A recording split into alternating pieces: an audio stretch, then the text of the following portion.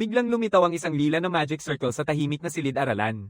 Bilang mga karaniwang estudyante, wala kaming oras na makapag-react bago kami isinama sa isang daanan ng kaluluwa. Isang Diyos ang may gintong buhok sa langit ang nagsalita na ang lugar na ito ay isang puwang sa pagitan ng mga mundo, isang espasyo na karaniwang ginagamit upang tawagin ang mga bayani mula sa ibang daigdig upang talunin ang haring demonyo. Hindi man lang kami binigyan ng pagkakataon na mag-usap-usap pagkatapos ibigay ng Diyosa ang kanyang mga regalo sa amin, kami ay dinala sa kaharian ng Hagen sa ibang mundo. Tinatanggap ni Haring Reg Ian ang aming pagdating at pinangunahan ang kanyang mga ministro na yumuko sa isang tuhod, mangyaring kailangang ninyong talunin ang haring demonyo. Sa puntong ito, isang maingat na estudyante ang mabilis na lumapit at nagtanong, pasensya na, makakabalik ba kami sa aming orihinal na mundo? Ipinaliwanag ni Santa Ischia na maaari silang umuwi, ngunit sa gabi lamang ng buong buwan, isang buwan mula ngayon.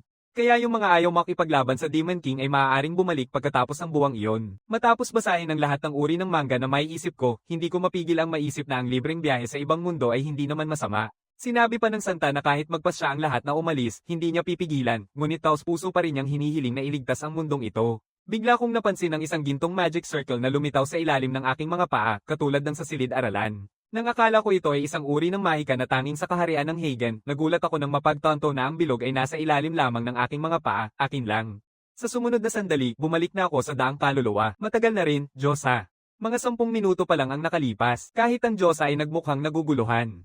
Hindi ka ba dumaan lang dito? Kaya pala, tinatawag ka talaga, pangalawang beses na, well, batas pa rin ang batas. Kailangan ko pa rin bigyan ka ng regalo. Hindi ako sigurado kung ano ang nangyayari, pero good luck sa labas. Nang muling buksan ko ang aking mga mata, natagpuan kong nakatali ako sa isang upuan, nakatali ang kamay at paa. Mukhang akala ng mga baliw na siyentipikong nasa harap ko na ako ay isang test subject. Ang dalawang baliw ay nagwawagayway ng kanilang mga braso, nag-iinggi tungkol sa mga magic eyes at iba pa. Kasabay nito, kinuha nila ang isang pares ng bakal na pang-igting at lumapit sa akin. Lumabas na karaniwang may mga magic eyes ang mga taong tinatawag sa mundong ito. Para mas mapag-aralan pa ang mga magic eyes ko, agad na naghanda ang kalbo at matandang creep na ito na i-hypnotize ako. Ngunit walang epekto ang mas advanced na hypnosis sa akin. Pagkatapos ng masusing pagsusuri, natuklasan nilang may heterochromia ako, dalawang magic eyes na may magkaibang katangian. Mas lalo pang naging mapusok ang dalawa at handa ng huwag ng mag-hypnosis at sirain ako ng buo-buo. Sa tingin ko ay tapos na ako, isang berdeng magic circle ang lumitaw sa sahig. At muli, nakaharap ko ang isang pamilyar na Diyosa. Hindi ko mapigil ang itanong kung alam niya kung ano ang nangyayari. Maingat na ipinaliwanag ng Diyosa na ito ay hindi pa nangyayari noon, kaya hindi niya masabi ng tiyak pero titingnan niya ito. Ang susunod na lugar na pinatawag ako ay nagpakita ng isang maganda at batang marangal na babae. Nang makita na ang kanyang pinuno ay matagumpay na nakatawag sa akin, hindi mapigilan ng guro na elf sa kanyang tabi ang purihin siya. Akala sa akin ay isang nilikhang halimaw, halos mapilit na maipapasa sa akin ang isang kontrata. Isang pulang magic circle ang lumitaw at muling napadpad ako sa daanan ng kaluluwa. Sanay na ako sa ganitong gawain. Nalito ang Diyosa, ngunit ipinaliwanag niya na may ideya siya sa sitwasyon. Sabi niya, ang pagtawag ay karaniwang pumipili ng mga taong may napakatibay na kaluluwa. Walang kinalaman ito sa karakter. Dahil kailangang tumawid ang kaluluwa sa pagitan ng mga mundo, kailangan itong maging sobrang lakas. At ikaw ay nagmamay-ari ng isang napakabihirang, sobrang makapangyarihang kaluluwa. Kung ang iyong kaluluwa ay maitatakda sa isang partikular na mundo sa pamamagitan ng isang uri ng kontrata, marahil ay hindi na ito mauulit. Sa ika-4 na pagkakataon, tinawag ako ng isang batang babae na may puting buhok at dahil dito ay nakuha ko ang kasanayan sa panghuhuthot. Pero nang malapit na akong makipag-ugnayan sa kanya, muling lumitaw ang magic circle. Hindi sapat ang oras. Sa ika-5 pagkakataon, tinawag ako sa pamamagitan ng madilim na mahika kaya't nakuha ko rin ang mga kasanayan na may kaugnayan sa madilim na mahika. Sa ika-6 na pagkakataon, tinawag ako ng isang halimaw sa isang madilim na kastilyong puno ng anino. Sa pagkakataong ito, naging hari ako ng mga demonyo. Bagamat hindi tumitigil ang walang katapusang pagtawag, nakalikom na ako ng maraming kakayahan. Sabi ng Diyosa, ang susunod ay dapat na ang huling pagtawag, kaya maglaan ka ng oras para pagsamahin ang iyong mga kakayahan. Tumingin ka lang gamit ang iyong kanang mata at maiintindihan mo. Ang huling pagsasanib, ang ika-7, ay nagdala sa akin sa isang kastilyo. Hindi tulad noong una, naroon ang ilang iba pang mga nasaman na tao. 3 estudyante sa high school, sina Ryuto, Tamaki, at Aoy. Medyo naguguluhan ng hari na nanunood mula sa itaas. Sabi ng alamat, 3 bayani ang dapat naroon. Bakit ngayon ay 4? Nang makita kong magkakilala ang 3 iba, agad kong naisip na naipit lang ako sa isang panlabas na pagtawag ng iba. Matapos marinig ang aking paliwanag, naintindihan ng hari ang lahat. Kaya yung 3 dyan ay mga tinawag na bayani at ikaw ay isang ordinaryong tao lang na nadamay lang sa bagay na yon, hindi ko pa naririnig na may taong nadamay sa isang pagtawag ng sadyang walang planong mangyari. Sa sandaling iyon, lumapit ang prinsesang Corona. Kaya kayo ang mga bayani, ako mismo, ang prinsesa, ang nagpasimula sa inyo. Dapat ay nagpapasalamat kayo sa akin. Tinanggap ko na lang ito ng tahimik. Ang ganitong mayabang na prinsesa ay halos isang bahagi na ng paglalakbay ng sinumang napadpad sa ibang mundo. Ito ang ating kaharian, ang kaharian ng Radiant Kusan. Sa mundong ito, bukod sa mga tao, may mga demi-tao at ang angkan ng mga demonyo. Ang angkan ng mga demonyo ay kalaban ng tao. Sa kanilang pinuno, ang hari ng mga demonyo, itinatag nila ang kanilang sariling bansa at ngayon ay agresibong sumasalakay sa teritoryo ng tao. Kaya, Makato, bilang pinuno ng alyansang tao, nagsimula siyang tawagin ang bawat bansa na magpadala ng mga bayani. Tanging mga reyna lang ang may kakayahang magpadala ng mga bayani, ibig sabihin, ako. Bawat bansa ay tumatawag sa kanilang mga bayani, pinapaunlad sila, at pagkatapos ay pinagsasama-sama bilang isang hukbo ng mga bayani upang labanan ang mga puwersa ng hari ng demonyo. Kamanghamanghang plano, hindi ba? Nabahala ako. Kaya pala, ito ay isang paraan ng pagbuo ng mga bayani na nakatuon sa dami kaysa sa kalidad. Nagsimula nang magpasimula ang prinsesa sa pag-udyok sa amin. Kailangan ninyong maging mga kawal na karapat-dapat na kumatawan sa kaharian ng Radiant Kusan at pabagsakin ang hari ng demonyo. Dahil dito, tinanong ni Ryuto ang tanong na palaging tinatanong ng lahat. Huwag, iyong Ginoo, may paraan ba para makabalik kami sa aming orihinal na mundo? Walang paraan pabalik, sabi ng prinsesa ng tahasan. May karangalan kayong maging mga mapagmalaking mandirigma ng kaharian ng Radiant Kusan. Dapat kang magpasalamat. Hindi ako makapagsalita. Pwede bang tularan mo ang handbook ng serbisyo sa customer ng kaharian ng Hagen pagkatapos ay tumango ang hari upang magdala ng isang bato? Ito ang makakatukoy sa banal na proteksyon na ipinagkaloob sa bawat bayani kaya't isa-isa silang lumapit upang haplusan ito. Ang proteksyon ni Ryuto ay ang paglabag sa limitasyon. Si Aoi ay nakatanggap ng Barrier Magic, si Tamaki ay nakatanggap ng Magical Affinity, at ang proteksyon na natanggap ko sa mundong ito ay ang kakayahang makakita. Mukhang nagulat ng bahagya ang hari. Parang lahat kayo ay nakatanggap ng banal na proteksyon. Pagkatapos, sumailalim ang lahat sa pagsusuri ng pisikal at mahikal na kakayahan. Ipinakita ng resulta na si Ryuto ay nagpakita ng kakayahang pisikal na lampas sa karaniwang hangganan ng tao. Sa pagsusulit ng mahika, ipinakita ni Aoi ang pambihirang resulta. Maganda rin ang naging performance ni Tamaki. Para sa akin, may kakayahan akong mag-magic ngunit ang resulta ko ay, sa magandang salita, hindi nakakahikayat. Wala akong nakitang potensyal na umunlad. Parang mas mababa pa ang aking pisikal na kakayahan kaysa noong tinawag ako, mas masahol pa kaysa sa mga babae, honestly. Nakaka-depress, kahit ano pa man. Sila ang mga bayani, walang silbi ang ikumpara ang sarili ko sa kanila. Noong gabing iyon, lahat ay gustong mag-usap kaya nagtipon-tipon kami sa kwarto ni Ryuto. Tamaki, na medyo may sunere na ugali, hindi natuwa sa presensya ko. Talaga bang kailangan pa nating isama ang isang hindi naman maituturing na puwersa sa laban? Hindi naman ako nag-aalala tungkol sa kanya o ano paman. Tumutol si Ryuto. Sa totoo lang, napakahalaga ng kanyang kakayahan sa pagtuklas, pero dahil medyo kulang siya sa lakas sa laban, gusto kong gamitin ni Aoi ang kanyang barrier para protektahan siya. Tumingin ako sa tatlo, mga gwapong tao na parang alam na nila ang takbo ng buhay, pero habang nagdedebate sila kung aalis dito sa kaharian, agad akong sumingit. Anong masama sa manatili dito? Mukhang ayos naman sa lahat ng aspeto. Kahit na sinasabi ko ito, naglabas ako ng isang sulat, may nakikinig. Huwag kang magsabi ng kaina-hinala. Ang aking kakayahan sa pagtuklas ay naging kapaki-pakinabang sa kauna-unahang pagkakataon. Mas malakas ito kaysa sa aking inaasahan. Kahit ang presensya ng mga tao o nilalang sa kabilang panig ng mga pader ay maaari nitong madama. Sa ngayon, may isang nakikinig sa pintuan ng kwartong ito habang nakikinig sa atin. Naipadala na namin ang katulong kanina, kaya hindi ko masabi kung siya ba ang bumalik o iba na talaga, kaya ipinahiwatig ko kay Aoi na maglagay ng barrier na hindi naririnig. Habang ginagamit ni Aoi ang kanyang kapangyarihan, tahimik na kumalat ang berdeng harang sa buong silid. Sabi ni Tamaki ng walang emosyon, pero bakit nila tayo pinapakinggan? Ipinaliwanag ko na ang kapangyarihan ng mga tinawag na bayani ay isang nakatagumbanta sa anumang kaharian. Natural lang ang pakikinig sa usapan. Sila ba ang nagpasimula sa atin? Posibleng-posible na ang kaharian na ito ay nasa isang malubhang kalagayan. Walang konkretong ebidensya, pero pakiramdam ko ay nasa isang pinansyal na krisis sila. Isa na rito, masyadong kabado mismo ang hari, hindi siya nagdadala ng sarili ng may panatag na loob. Pangalawa, sobrang maliit ng bilang ng mga tagapag-alaga at kawal ng kastilyo, pagkatapos ay yung lugar na pinagdalhan nila sa atin. Medyo kulang, parang kwarto ng sundalo. Hindi nila malalaman ang kaibahan, pero maihahalin tulad ko ito sa unang lugar na pinatawag ako. Makabubuting magpatuloy na iwanan ang kaharian na ito bilang backup na opsyon. Maaari nating makalusot sa seguridad gamit ang detection. Dapat din nating alamin ang mga paraan para makabalik sa ating sariling mundo. Dahil halos sila ang ating buhay, hindi nila kailanman kusang palalayain tayo, kaya malamang na nagtatanim sila ng paraan para makabalik tayo. Sumang-ayon si Ryuto ngunit sinabi niyang wala pa silang sapat na lakas o kaalaman, kaya mas mabuting magpatuloy na lang sa pagmamasid. Sa pagkakataong yon, biglang lumapit si Tamaki sa akin. Anong nangyayari sa kaliwang mata mo? Ito ay dilaw. Habang wala akong ideya kung paano ako makakatakas dito, dumating si Ryuto para iligtas ako. Tamaki, lahat tayo may mga bagay na ayaw nating pag-usapan. Medyo huli na para sabihin ito, pero nasa ganitong edad na siya. Hayaan mo na siya. Malamang inisip ni Ryuto na may sakit ako sa ikapitong baitang at nagsusuot ng colored contacts. Sapat na yon, tatanggapin ko na. Pero anong klaseng kapangyarihan ang taglay ng dalawang magic eye na ito? Mukhang mataas ang lahat ng aking stats, pero hindi ko alam kung ano ang karaniwan. Kaya bakit ang hina ng resulta ko sa physical test? Ang mga kasanayan ko ngayon ay Vision Magic Eye, Array Magic Eye, Plunder, Dark Magic, at Detection. Naalala ko na noong pangatlong beses akong tawagin bilang isang humanoid na halimaw, naging isang vampira ako mula sa Demon Clan. Doon ko napansin ang sumpa ng Diyos ng araw. Sa araw, bumababa ang kondisyon at stats ko sa isang bahagi ng 10. Naintindihan ko na, kaya ako napapagod at nakakaranas ng sakit ng ulo tuwing araw. Siguro rin kaya hindi masarap ang hapunan. Baka bawang sa pagkain, o baka naman naakit lang ako sa dugo na pumipintig sa ilalim ng kanilang leeg at balat. Dahil sa detection, palagi kong nakatuon ang pansin sa labas. Hindi ko napapansin ang sarili kong katawan. Hayaan mong tingnan ko ng maayos ang sarili kong kakayahan, una na ang detection.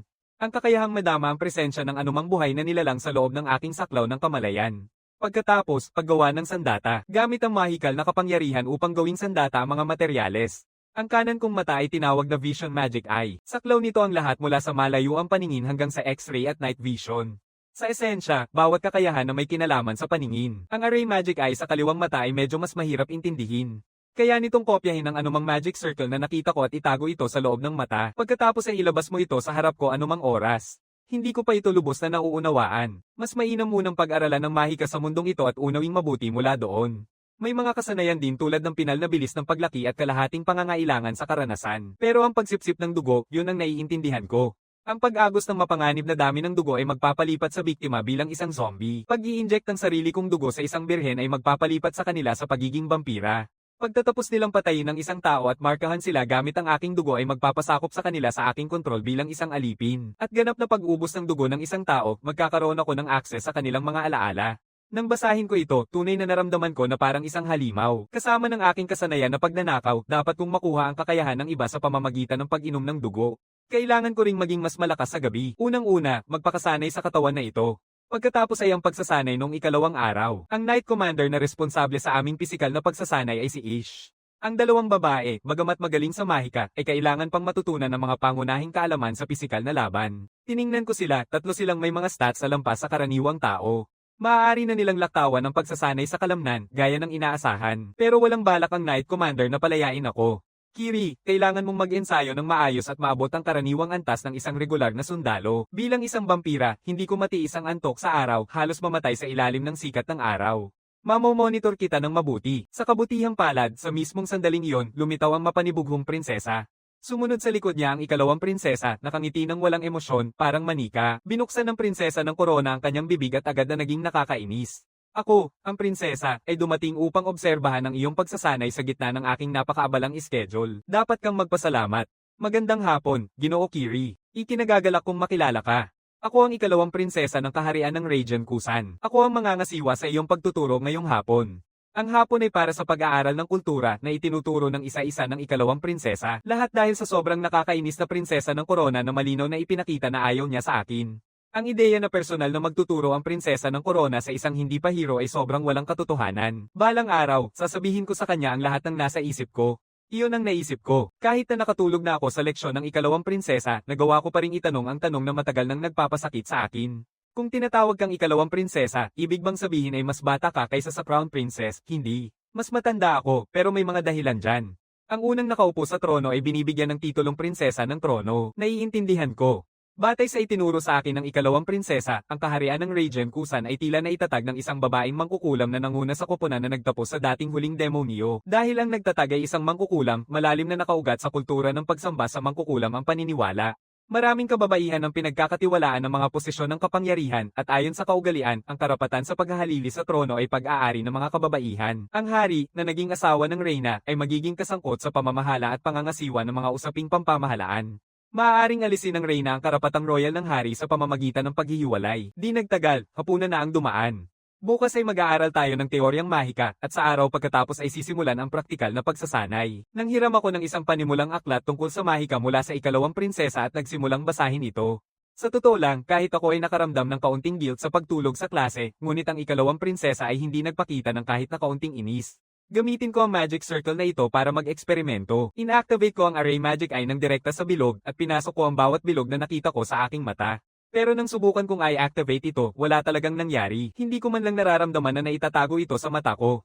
Sinubukan ko rin ang iba pang mga magic circle. Wala. Ganap na walang silbi. Tama, nandyan ang kabila pang mata. Malino ko itong naaalala. Sa mundong pinagmulan ng aking unang pagtanggap sa mga mata ng mahika, ang sopistikadong mahika ng hypnosis na ginamit ni nakakainis na doktor. Kung ang Magic Circle ay nagmula sa parehong mundo ng Magic Eye, sa susunod na segundo, nakaramdam ako ng isang bagay na ganap na bago. Sinasabi ng aking instinct na ito ay gumana. Susunod, kailangan kong kumpirmahin kung ito ay talagang gumagana sa praktika, kaya tinawag ko ang maliit na gintong kampana upang tawagin ang katulong sa kwarto. Miss Nara, nais ko sanang humingi ng maliit na pabor sa'yo. Habang papalapit si Nara, gumana ang Magic Circle sa aking mata. Agad na naging walang buhay ang kanyang tingin at sinagot niya ang bawat tanong ko ng walang pag-aatubili. Kaya magagamit ang Array Magic Eye upang mag-cast ng Advanced Hypnosis Magic. Posible bang ang Array Magic Eye ay maaari lamang mag-imbak ng mga Magic Circle mula sa mundong pinagmulan nito? Hindi. Sandali, napatawag na ako ng maraming beses, dapat ay naitatago pa rin ang lahat ng nakita ko gamit ang Vision Magic Eye. Nang direktang eye store ko ang summon ng magic sa Array Magic Eye at binuksan ang circle, saktong itong gumana. Sa isang pagsabog ng gintong liwanag, bigla akong lumitaw sa isang malayong gubat. Ito ay isang kombinasyon na teknika, gamit ang malayuang paningin ng Vision Magic Eye kasabay ng transportasyon ng Array Magic Eye, na nangangahulugang makakalabas na ako anumang oras na gusto ko.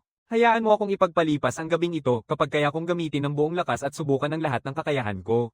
Agad kong inilunsad ang Domination, isa sa mga kakayahan sa Dark Magic, isang espesyal na kapangyarihan na gumagamit ng madilim na enerhiyang mahikal upang kontrolin ang mga bagay na hindi buhay.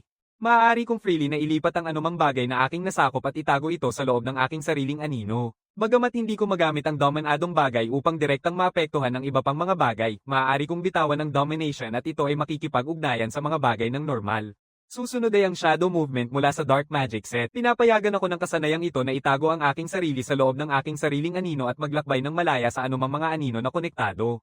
Pagkatapos ay mayroon pang tinatawag nilang pag-aaral ng mga kasanayan. Sa ganitong pag-iisip, pinaganya ko ang paggawa ng sandata at agad na naging isang mahabang espada ang bato sa aking kamay. Pagkatapos ay pinaganya ko ang aking bisyon na mahikang mata at kinuha ko ang galaw ng kabanata ng kabalyero mula kanina at sinimulan kong sundan ang mental na larawan ng eksakto. Habang paulit-ulit kong pinag-aaralan, unti-unting nabuo ang kakaibang pakiramdam at nang tumaas ang tingin ko, nakita kong umabot na sa antas isa ang aking kasanayan sa espada.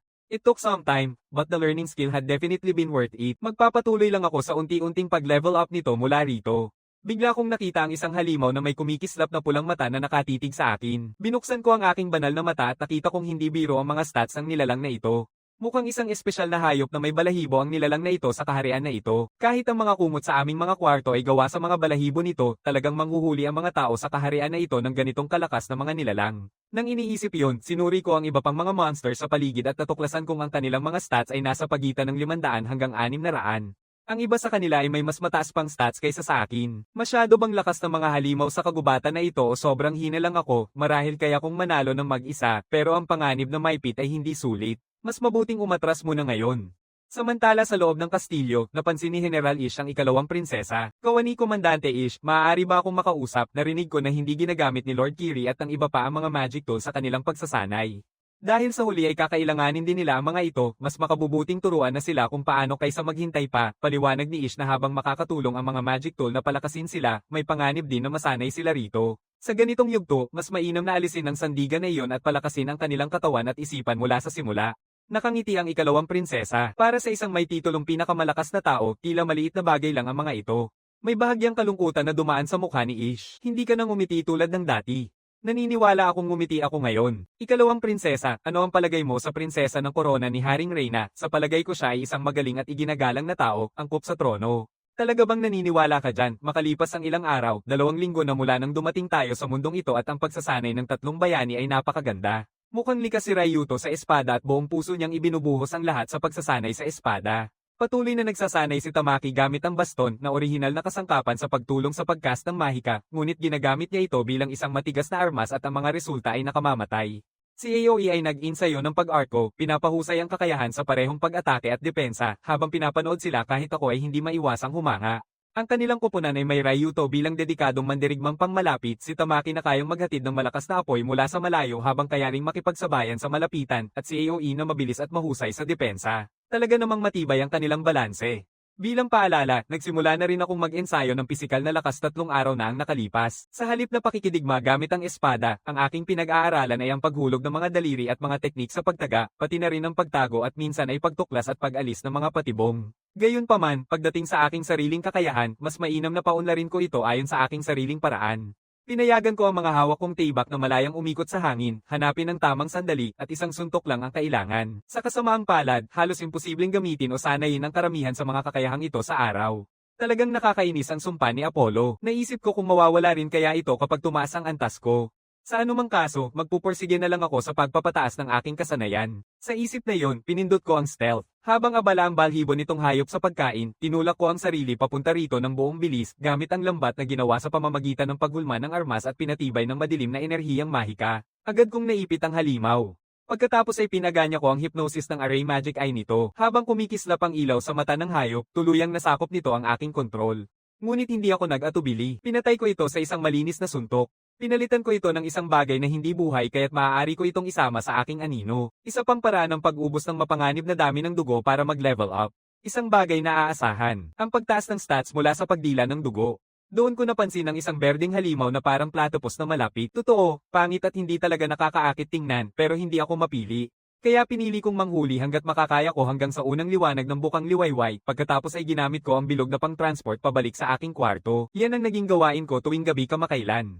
Tuwing umaga, darating si Nara para gisingin ako, maliban na lang kung talagang kinakailangan o kapag lalabas ako, bihira kong gamitin ang hypnosis sa kanya. Sa loob ng 2 linggong ito, nakakalap na ako ng iba't ibang impormasyon tungkol sa kaharian ng Ragen Kusan. Matagal nang hindi makabuo ang kasalukuyang reyna at ang kaharian ay pangunahing nakasalalay sa mga reyna. Ang mga reyna ay nagkakaroon ng mga anak na babae at ipinapasa ang trono sa kanila upang mapanatili ang kaharian. Ngunit madalas ding mamatay ang mga miyembro ng pamilya royal dahil sa sakit. Natakot na mauubos ang lahi kaya't nagpa siya ang kaharian na ipakasal ang isang marangal na babae mula sa isang malayong sanga ng pamilya royal sa hari bilang isang kabiyak at siya ang nagdalang tao sa kanya ng isang anak. Ang anak na iyon ay si Arya. Ang pangalang Arya ay nangangahulugang tagapagmana ng trono. Siya ay masipag, matuwid, at iginagalang ng lahat hanggang sa kanyang 7 taong gulang. Noong taong iyon, isang anak na babae ang isinilang sa hari at reyna. Pinangalanan siyang Mahal. Nilubos ng reyna ang kanyang pagmamahal sa matagal nang inaasam na anak na nagmana ng kanyang mahikal na kapangyarihan. Mula noon, hindi na binigyan si Arya ng formal na edukasyon bilang isang prinsesa. Nang umabot si Amanda ng 7, agad siyang tinawag na prinsesa ng trono. Agad namang nawala ang kahulugan ng pangalang Arya. Walang nakakainteres sa kanya, kaya wala rin siyang plano para sa kasal. Iniwan ng reyna at nanatili sa loob ng palasyo na parang isang gilded cage, namuhay siyang parang isang manika, ginagampanan ng mga gawain. Tahimik kong pinanood siya, walang inaasahang gawin, na para bang pamilyar din sa akin yon. Sa sandaling iyon, marahang tinawag ako pabalik ni Prinsesa Arya. Ang kaalaman ay mahalaga para sa kaligtasan. Ang matulog habang klase ay isang hindi magandang palitan. Nauunawaan kong nagsasanay ka ngayon sa pisikal na teknik, pag-iimbestiga, at pagtago. Sayang at halos wala kang talento sa mahika. Pero meron kang tunay na kakayahan sa mga larangang iyon, hindi ba? Naisip ko tuloy. Talagang hindi ako makagamit ng mahika sa mundong ito kahit kaunti man. Kahit ang mga ordinaryong tao dito ay nakakagamit ng kahit kaunting mahika, kaya talaga namang kakaiba na hindi magamit kahit kaunti man lang. Nakita ni Arya ang aking kawalan ng pag-aalala at nag-alok ng kaunting pampalakas ng loob. Mas magiging malakas ka. Kailangan mo lang magsumikap pa. Paki, sumama ka sa akin. Dinala ako ni Arya sa isang malalim na silid sa ilalim ng lupa. Pagkatapos ay dahan-daang binuksan ng isang malaking pinto. Naka-hold ang mga klase. Gagamitin natin ang kwartong ito ngayon.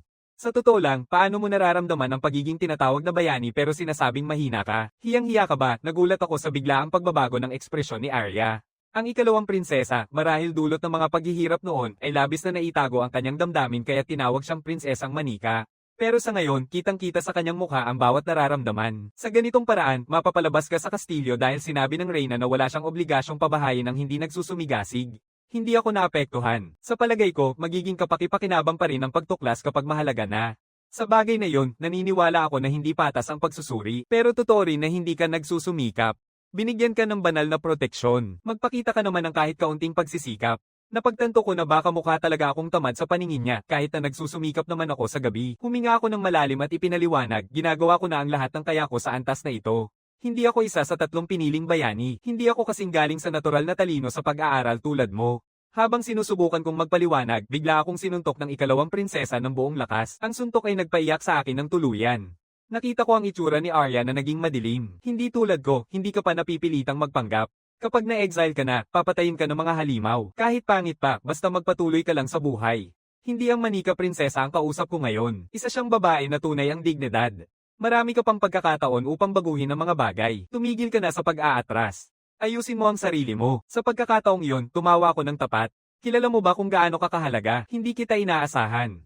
Akala ko hindi ka magiging ganito kalakas sa loob. Huwag kang mag-alala, ang aking kagustuhang mabuhay ay 100 beses na mas malakas kaysa sa iba. Katulad ng sayo. Ang mga salitang iyon ay nagpatanto sa ikalawang prinsesa na maaaring nagkaroon siya ng maling palagay. Marahil siya talaga ang palaging nagmamalaki sa iba, pero ngayon, mukhang napakalakas mo na, pero hindi nagbago ang panganib na mapatalsik ka. Makakahanap ako ng paraan. Sa aking kwarto, napadpad ako sa aking sariling tahimik na pag-aalala. Ayaw kong ma-expel. May mga intelihensya pa akong kailangang kolektahin, pero para manatili, kailangan ko silang gawin. Pahalagahan ng kahalagahan ng pagtuklas. Kaya pagkatapos ng pagsasanay, tinawag ko si General ng mga kabalyero na si Ichi Aijiana. Pero ito, aminin niya, magiging mahirap. Hindi dahil minamaliit niya ang aking banal na proteksyon, kundi dahil wala siyang gaanong pondo sa harap ng reyna. Paano kung sumali ka sa mga kawal, ang suhestyon niya? Ang iyong kasalukuyang kakayahan ay tunay na maipapakita lamang sa aktwal na labanan. Ang pagiging kasapi ng mga kabalyero ay magbibigay sa iyo ng pagkakataong patunayan ang iyong halaga. Kung maglilingkod ka sa kaharian bilang isang sundalo sa halip na isang kasangga ng mga bayani, maaaring mapigilan ang iyong pagpapalis. Pero para sa akin, ang pagsali sa mga knights ay parang pagsuko ng kalayaan. Hindi tiyak ang kapalit, kaya't nagbigay ako ng malalim na pagbubunyi. Habang taos-puso akong nagpapasalamat sa alok, hindi pa ako makapagdesisyon agad. Naiintindihan ko, sabi niya, kung wala ka ng ibang pagpipilian, pumunta ka sa akin. Ibig bang sabihin yun ay kapag naipadala na ako sa exile, maaaring hindi mabasa ang ekspresyon ni Ichi Aijiana. Makalipas ang ilang araw, dumating ang balita na darating ang mga bayani mula sa kalapit na bansa at nanatili pa rin akong pakiramdam na pagod na pagod. Ipinaliwanag ng ikalawang prinsesa ng walang emosyon na bukas gaganapin ang isang pagtanggap at dahil ito ay araw ng pahinga, parehong pagsasanay at aralin ay ikakansela. Maaaring hindi ka nasabihan dahil hindi ka nakalista sa mga bisita. Medyo naiinis ako, pero hindi naman masama na hindi ako nasali. Kinabukasan, abala ang palasyo, sumasabog ang mga paputok para sa selebrasyon ng pagtanggap. Nagsalita ako sa sarili ko sa ingay sa labas, hindi ba ang kaharian na ito ay nasa krisis sa pananalapi? Bukod pa, sa ganitong kalaking gulo, isang dagdag na tao sa karamihan ay hindi mapapansin. Sabi nga nila, kung sakaling magpakita ako, kailangang ipaliwanag ng isang tao ang kakaibang sitwasyon na naisasama ko sa isang pagtawag sa bayani na magdudulot naman ng pagbuo ng isang komite sa investigasyon. Kung umabot na sa ganitong punto, magiging napakahirap na. Habang nakakainis panoorin ng iba na nagsasaya, mas mabuti pang alamin ko na lang kung ano ang ginagawa nila. Pinaganya ko ang Vision Magic Eye. Maging ang instruktor ay nagbihis pa rin para sa okasyon. Muling nakikita ang walang salaming ngiti. Ang pagkain na nakalatag sa mga mesa ay marangya. Ito ay tugma sa impormasyong nakuha ko mula kay Miss Nara. Ayon sa nalaman ko sa pamamagitan ng hypnose, ang handaan na ito ay tila pangunahing sanhi ng krisis sa ekonomiya. Ang reyna ay labis na nakatuon sa pagpapakita ng yaman ng kaharian sa ibang bansa at tinanggihan pa ang mga payo ng hari na huwag gawin iyon. Kaya yung mga tao kasama si Ryuto at iba pa, sila yung mga bayani mula sa ibang bansa, 3 pa nga sila. Mukhang medyo seryoso siya. Baka maging mabuting kaibigan pa nga at yung may blonding mukhang nagkakagulo ay mukhang nagpapasikat. Inactivate ko ang Vision Magic Eye at binasa ang mga labi niya. Lumabas ka dito ngayon din, Kiri. Hinamon ko yung lalaking yun sa isang laban. Sa pag-aatubili, nagpakita na ako. Kaya, bakit gusto mong makipaglaban? Kailangan kong patunayan sa Diyos na hindi ka karapat-dapat. Huwag kang magpanggap na walang alam. Yung puting espasyo, yung lugar na yun. Nandoon pa rin ang kalituhan ko, at ano ang kinalaman niyan sa isang laban. Niyaya ko siya. Sabi ng Diyosa, iisipin niya kung mapapatunayan kong mas magaling ako sa'yo. Pagkatapos marinig ang lahat ng iyon, malinaw na sa akin kung ano ang nangyayari. Sa madaling salita, ko ng Diyosa ang gulo at ibinato ito sa akin. Pero mukhang nalilito si Ryuto at ang iba pa. Hindi ba nila alam ang tungkol sa lugar na iyon? Kaya sila ay tinawag ng iba kaysa sa akin. Nagpa siya akong tapusin na ang lahat. Hindi ako sigurado kung ano ang nangyayari, pero kung laban ang gusto mo, sige. Ngumiti ang lalaking blonde na may mayabang na kasiyahan. Ganyan ang tama. Pero ako ang magtatakda ng mga kondisyon ng laban, sabi ko. Walang kakayahan sa laban ang aking banal na pagtanggol at hindi tulad ng ibang mga bayani, wala akong malakas na pangangatawan. Kaya ang isang direktang laban ng isa laban sa isa ay talagang isang talong-talo na mula sa simula. Kung ikaw ang tipo ng bayani na sasaluhin lang ang mas mahina kapag pabor na ang pagkakataon, iba na ang usapan yan. Tiyak na tinanggap ng galit na blondie ang hamon gaya ng inaasahan. Kahit ano pa ang hamon, tatanggapin ko ito. Sige na, malapit sa kabisera ng kaharian na ito, dapat may isang labor into na ginagamit para sa gabi na pagsasanay. Ang unang makakatapos na talunin ng boss sa unang palapag ang panalo. Nang marinig na ganun lang, agad na pumayag ang maputing buhok. Lumapit si Ryuto sa akin, nag-aalala. Kahit na ang kakayahan mo ay angkop para sa pag-iimbestiga, sa tingin ko hindi mo talaga kayang talunin ang boss gamit yun. Walang problema, may sarili akong plano. Pagkatapos naming magpasya at maganap ang laban, napakalamig ng boses ng Reyna. Kiri ka pala. Ano ang kahihiyang iyon sa labor into? Narinig ko na binago mo ang mga kondisyon ng laban, tapos natalo ka ng nakakahiya. Gaya ng sabi ni Haring Maha, sobra siyang malakas. Pinagtagumpayan niya ang mga kalaban gamit ang pambihirang galing sa espada. Marahil ay napagtagumpayan niya rin ang boss sa unang palapag ng walang kahirap-hirap. Pero kumpara sa kanyang mapanganib na paraan, ginamit ko ang pagtuklas upang ganap na maiwasan ang bawat kalaban, bawat bitag, at ang boss ng buo. Galit na galit ang Reyna. Kahit ano pa ang iba, bumalik ka pa ring talunan ngayon. Dahil sa walang kwentang pagganap mo hanggang ngayon, pinayagan kitang magpahinga bilang paggalang sa general ng kapatiran at sa aking asawa, at ito ang naibigay mo sa aming kaharian. Hindi na namin kayang suportahan ka pa. Kiri, ipinatapon kita mula sa kaharian na ito. At noon, ngumingiti lang ako. Sandali lang po, Ginoo, may pagtutol po ako. Sabi mo na nakasama ako sa kapahamakan ng kaharian. Anong partikular na kapahamakan yon? Nawala ko man ang laban na iyon, oo, ngunit ang laban na iyon ay tungkol sa aking personal na dangal. Ang manalo rito ay magpapakita na karapat-dapat ako sa isang babae, wala nang iba. Maliban dyan, hindi talaga ako isang bayani. Ako ay isang tao na hindi kailanman ipinahayag ang pagkakakilanlan sa ibang bansa. Para sa kaharian ng Radiant Kusan o sa iyong kamahalan na Reyna, hindi ako isang taong maaaring makasira sa inyong reputasyon. Ang nangyari ngayong araw ay walang iba kundi isang personal na alitan. Maliban dyan, wala akong ginawa sa labirin. Sa aking senadoryas, dinala ng mga sundalo ang dalawang malaking sako na puno ng kumikislap na gintong mga barya. Parehong napatras ang Reyna at ang prinsesa sa kanilang nakita. Ipinaliwanag ko na ang mga ito ay mga yaman na naibalik mula sa unang palapag ng labirin dahil hindi kailanman naging opsyon para sa akin ang manalo sa labanan. Ang paggamit ng pagtuklas upang hanapin ang mga yaman na ito ang pinakasimpleng bagay sa buong mundo. Tiningnan ng Reyna na lubos na nasiyahan ako at napatunayan ko ang aking halaga. Hindi lang ako nakakuha ng pera, pinauwi ko pa ang ibang mga bayani ng masaya. Matapos maresolba ang isyu ng pagpapatapon, bumalik na ako sa panghuhuli sa gabi gaya ng dati, kahit mas marami na akong oras para gumala. Medyo napapagod na ako sa palagiang paghahanap sa mga nilalang na may pakpak. Doon lang mapansin ko na may something na kakaiba sa ayos ng kagubatan. Mahirap makita dahil sa dami ng mga puno, pero sa pamamagitan ng detection, naging malinaw na may mali. Inilabas ko ang Vision Magic Eye para masilip ng mas malapitan. May hadlang doon. Papasukin ko na at alamin kung ano ang nangyayari dito. Bukod pa rito, kung maging delikado ang sitwasyon, palagi kong magagamit ang transport circle para makalayo. Hindi ko alam na isang malaking lobo ang kumikislap sa maputlang asul na liwanag sa ilalim ng liwanag ng buwan. Sa sandaling pumasok ako sa teritoryong iyon, isang pangkat ng mga kulay abo na lobo ang biglang umatake sa akin ng sabay-sabay. Agad akong nakaiwas. Mga Grey Wolves, unang beses kong nakasalubong ang isang grupo ng mga halimaw, kaya agad kong ginamit ang itim na lambat na hibla. Kahit isang lobo ay may malakas na kakayahan sa laban. Matapos ang matagal na laban, nakakuha ko ng ilang sugat pero napasuko ko ang lahat ng lobo.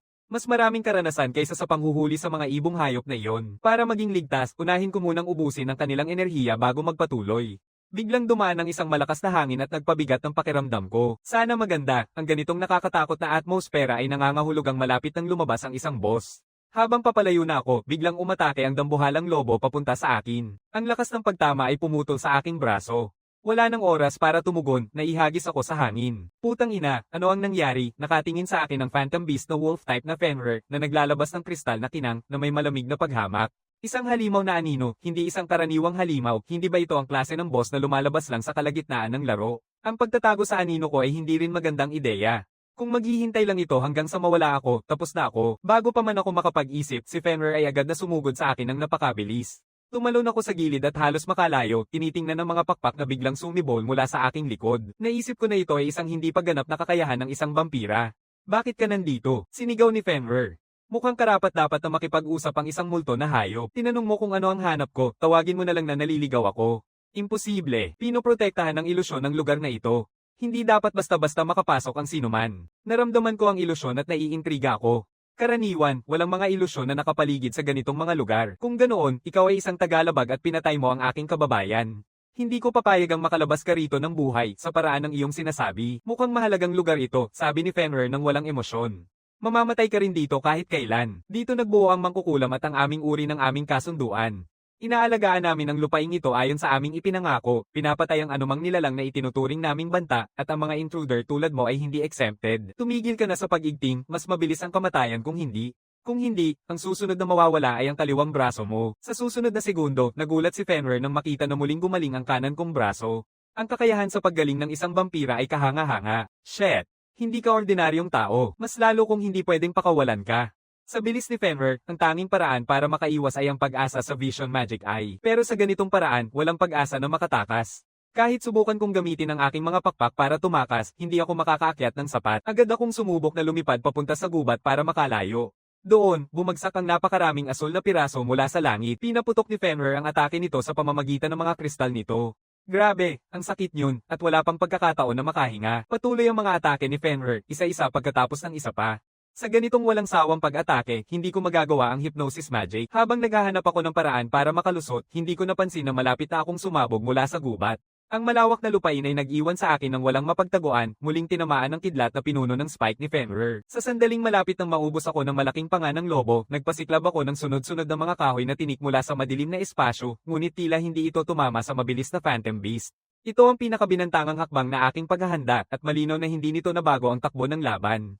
Nasa paningin pa rin ako ni Fenrir ng buong buo. Wala na akong gustong gawin kundi gamitin ang transportasyon at makalabas, pero kakagamit ko lang ng hypnosis magic ng array magic ay kanina. Para magamit ulit ito ngayon, kailangan ko munang kopyahin muli ang magic circle na iyon. At hindi nag-aatubili, ginawa kong sandata ang mga kahoy na spike at itinulak ito kay Fenrir gamit ang madilim na mahika. Ngunit wala talagang epekto ito sa Phantom Beast. Ang bala na iyon ay kahanga-hanga. Pinag-iwasan ko ang mga atake ni Fenrir hanggat maaari at muling itinulak ang mga balisong papunta rito na walang silbi.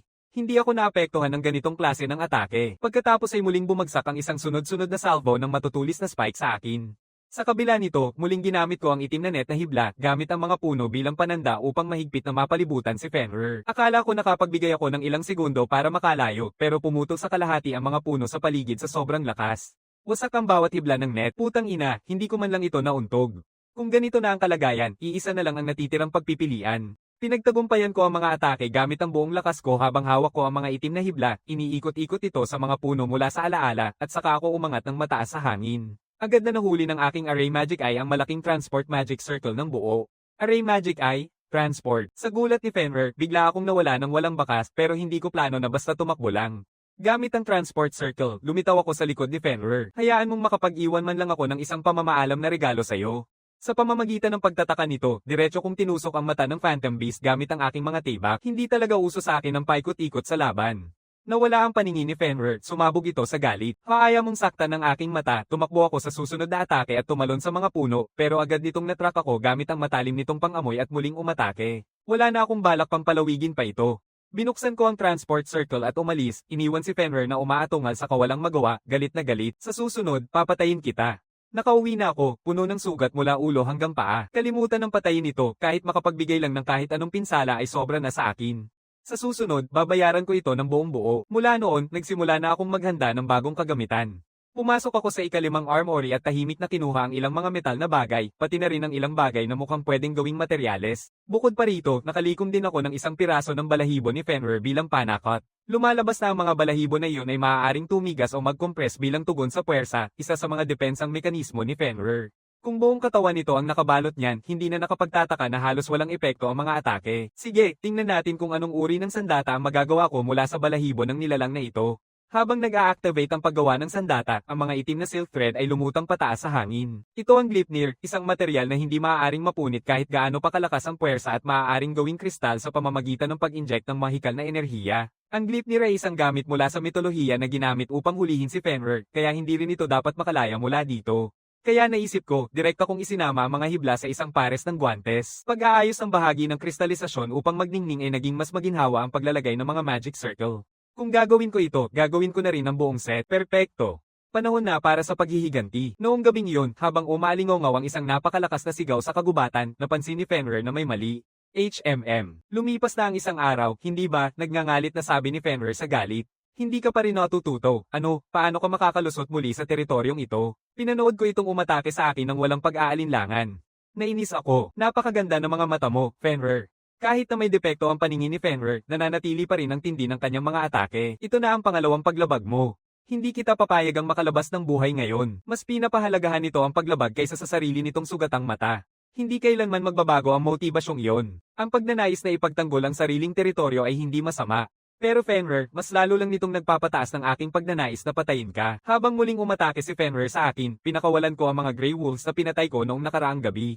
Agad na sinalakay ng mga wolves si Fenrir, kumagat at humahati. Kumusta yon? Tinukso ko ulit. Kahit walang iyong paningin, naamoy mo sila. Alam mong mga kapamilya mo sila, hindi ba? Putang ina mo. Anong ginawa mo sa aking uri? Sila ay masyadong kapaki-pakinabang upang palampasin, kaya ginawa ko silang aking mga alipin. Pumutok si Fenrir sa galit, isang alon ng asul na enerhiya ang nagtulak sa akin palayo. Habang patuloy akong umiwas at tumutol sa pagbubunyi nito, walang tigil kong pinupukaw ito. Sa sandaling malapit na akong mapunit, pinindot ko ang transport at nakatakas. Sinusundan ni Fenrir ang aking amoy mag-isa. Walang pag-aatubili, ito ay sumugod sa hangin.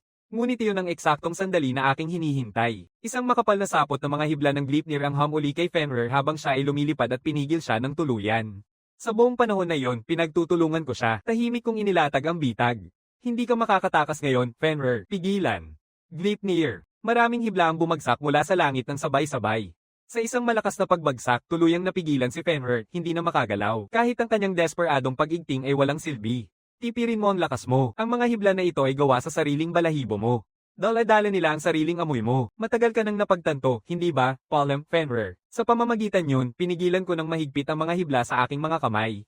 Ang huling malay na iniisip ni Fenrir ay nagsimulang malabo, kaya ito na ang katapusan. At pati na rin ang kasunduan. Matapos ang laban, nakamit ko ang 5 antas at maraming bagong kasanayan. Sa akong banga. Ano ang ibig sabihin yun? Bigla, may ilang gray na lobo ang tumawag sa akin. Guro, nakakapagsalita na ang mga lobo ngayon. Dapat itong ang kakayahan ng sasakyan ng hari. Sa huli, ang mga alipin ay itinuturing ng mga kasamahan. Isa sa mga kulay abo na lobo ang unti-unting nagsalita. Papayagan mo bang maging alipin mo ang dati nating Panginoon tulad namin? Ang dati nating Panginoon ay ibinigay ang lahat para sa lupain na ito at palaging nakipaglaban upang protektahan tayo. Nais naming maisama ito sa aming hanay bilang iyong alipin din. Wala akong dahilan para tumanggi. Ito'y walang iba kundi pakinabang para sa akin. Lumipat tayo sa bangko kinabukasan. Si Ryuto ang unang nagsalita. Pakiramdam ko hindi talaga magkaintindihan ng maayos ang reyna at ang pangalawang prinsesa.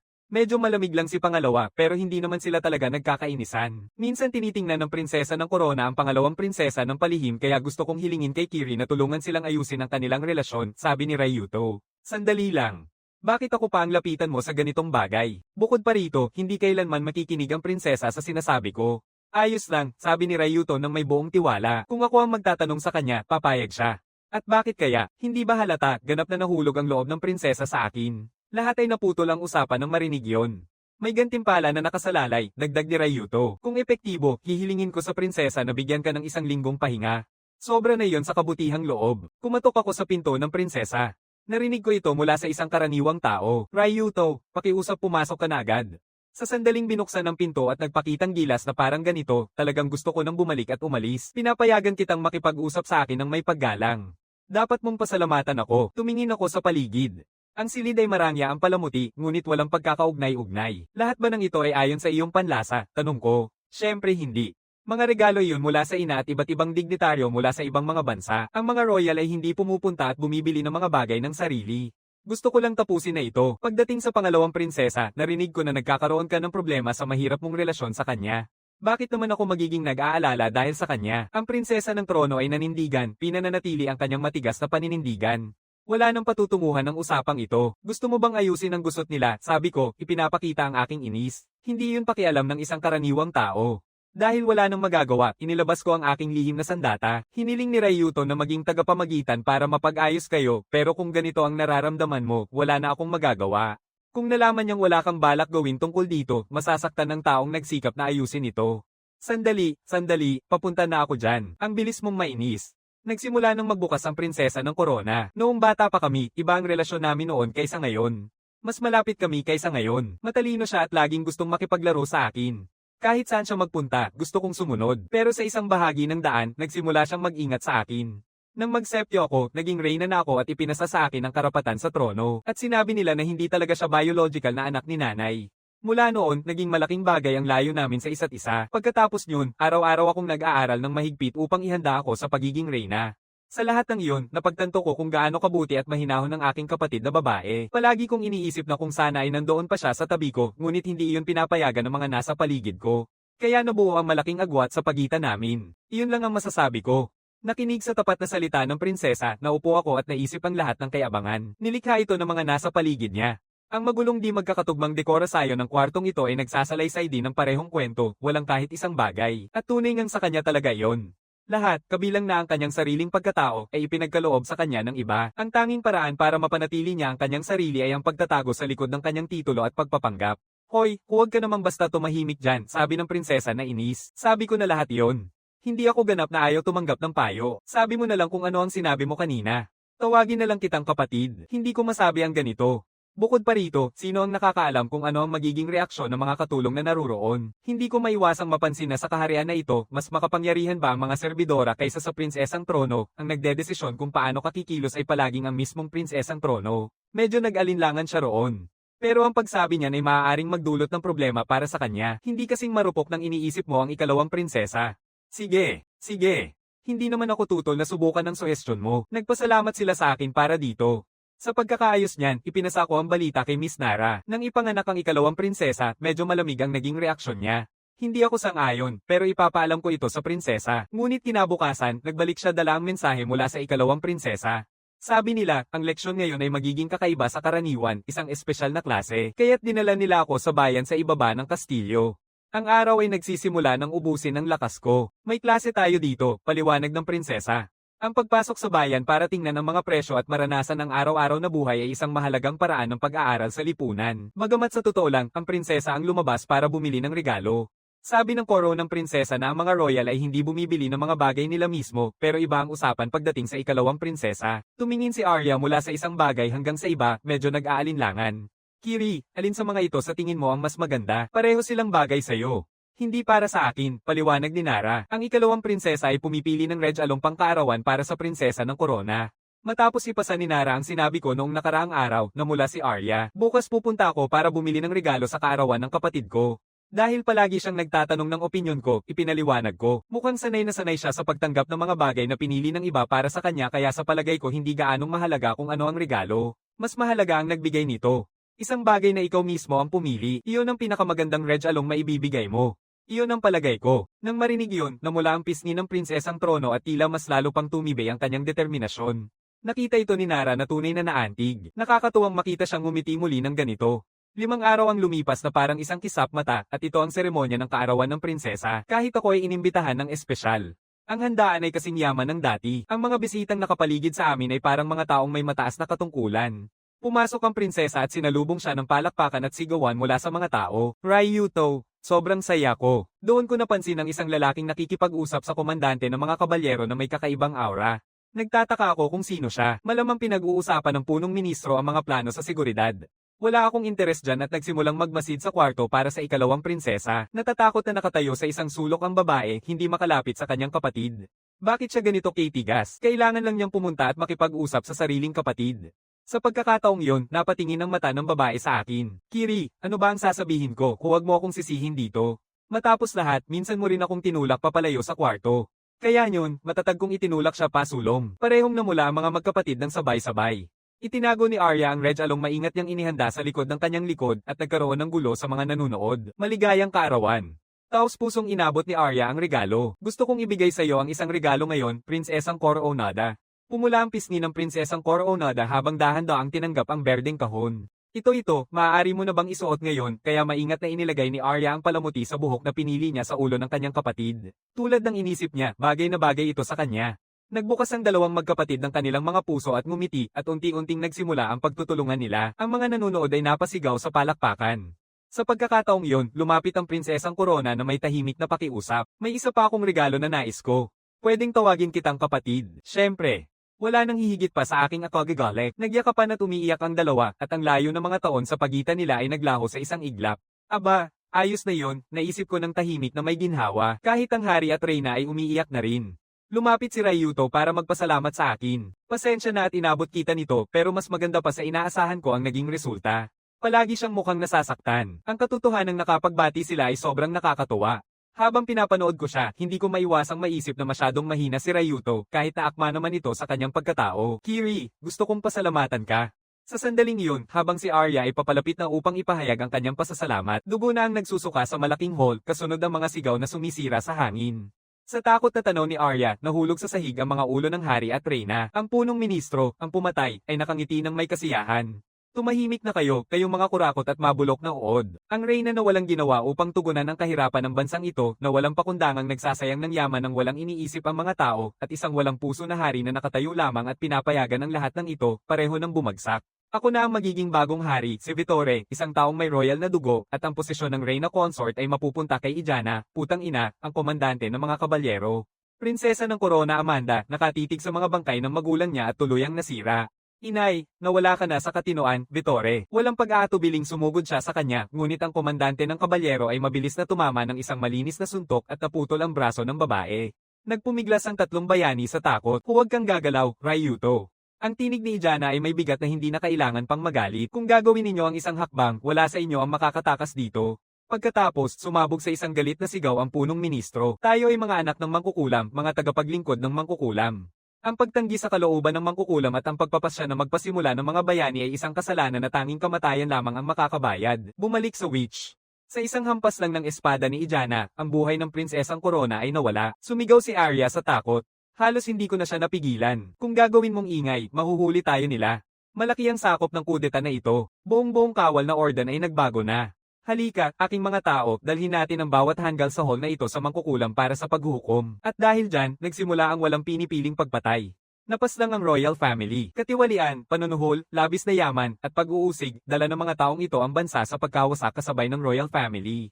Karapat-dapat sa kanila ang parusang darating. Pinigilan ko si Arya gamit ang lahat ng makakaya ko.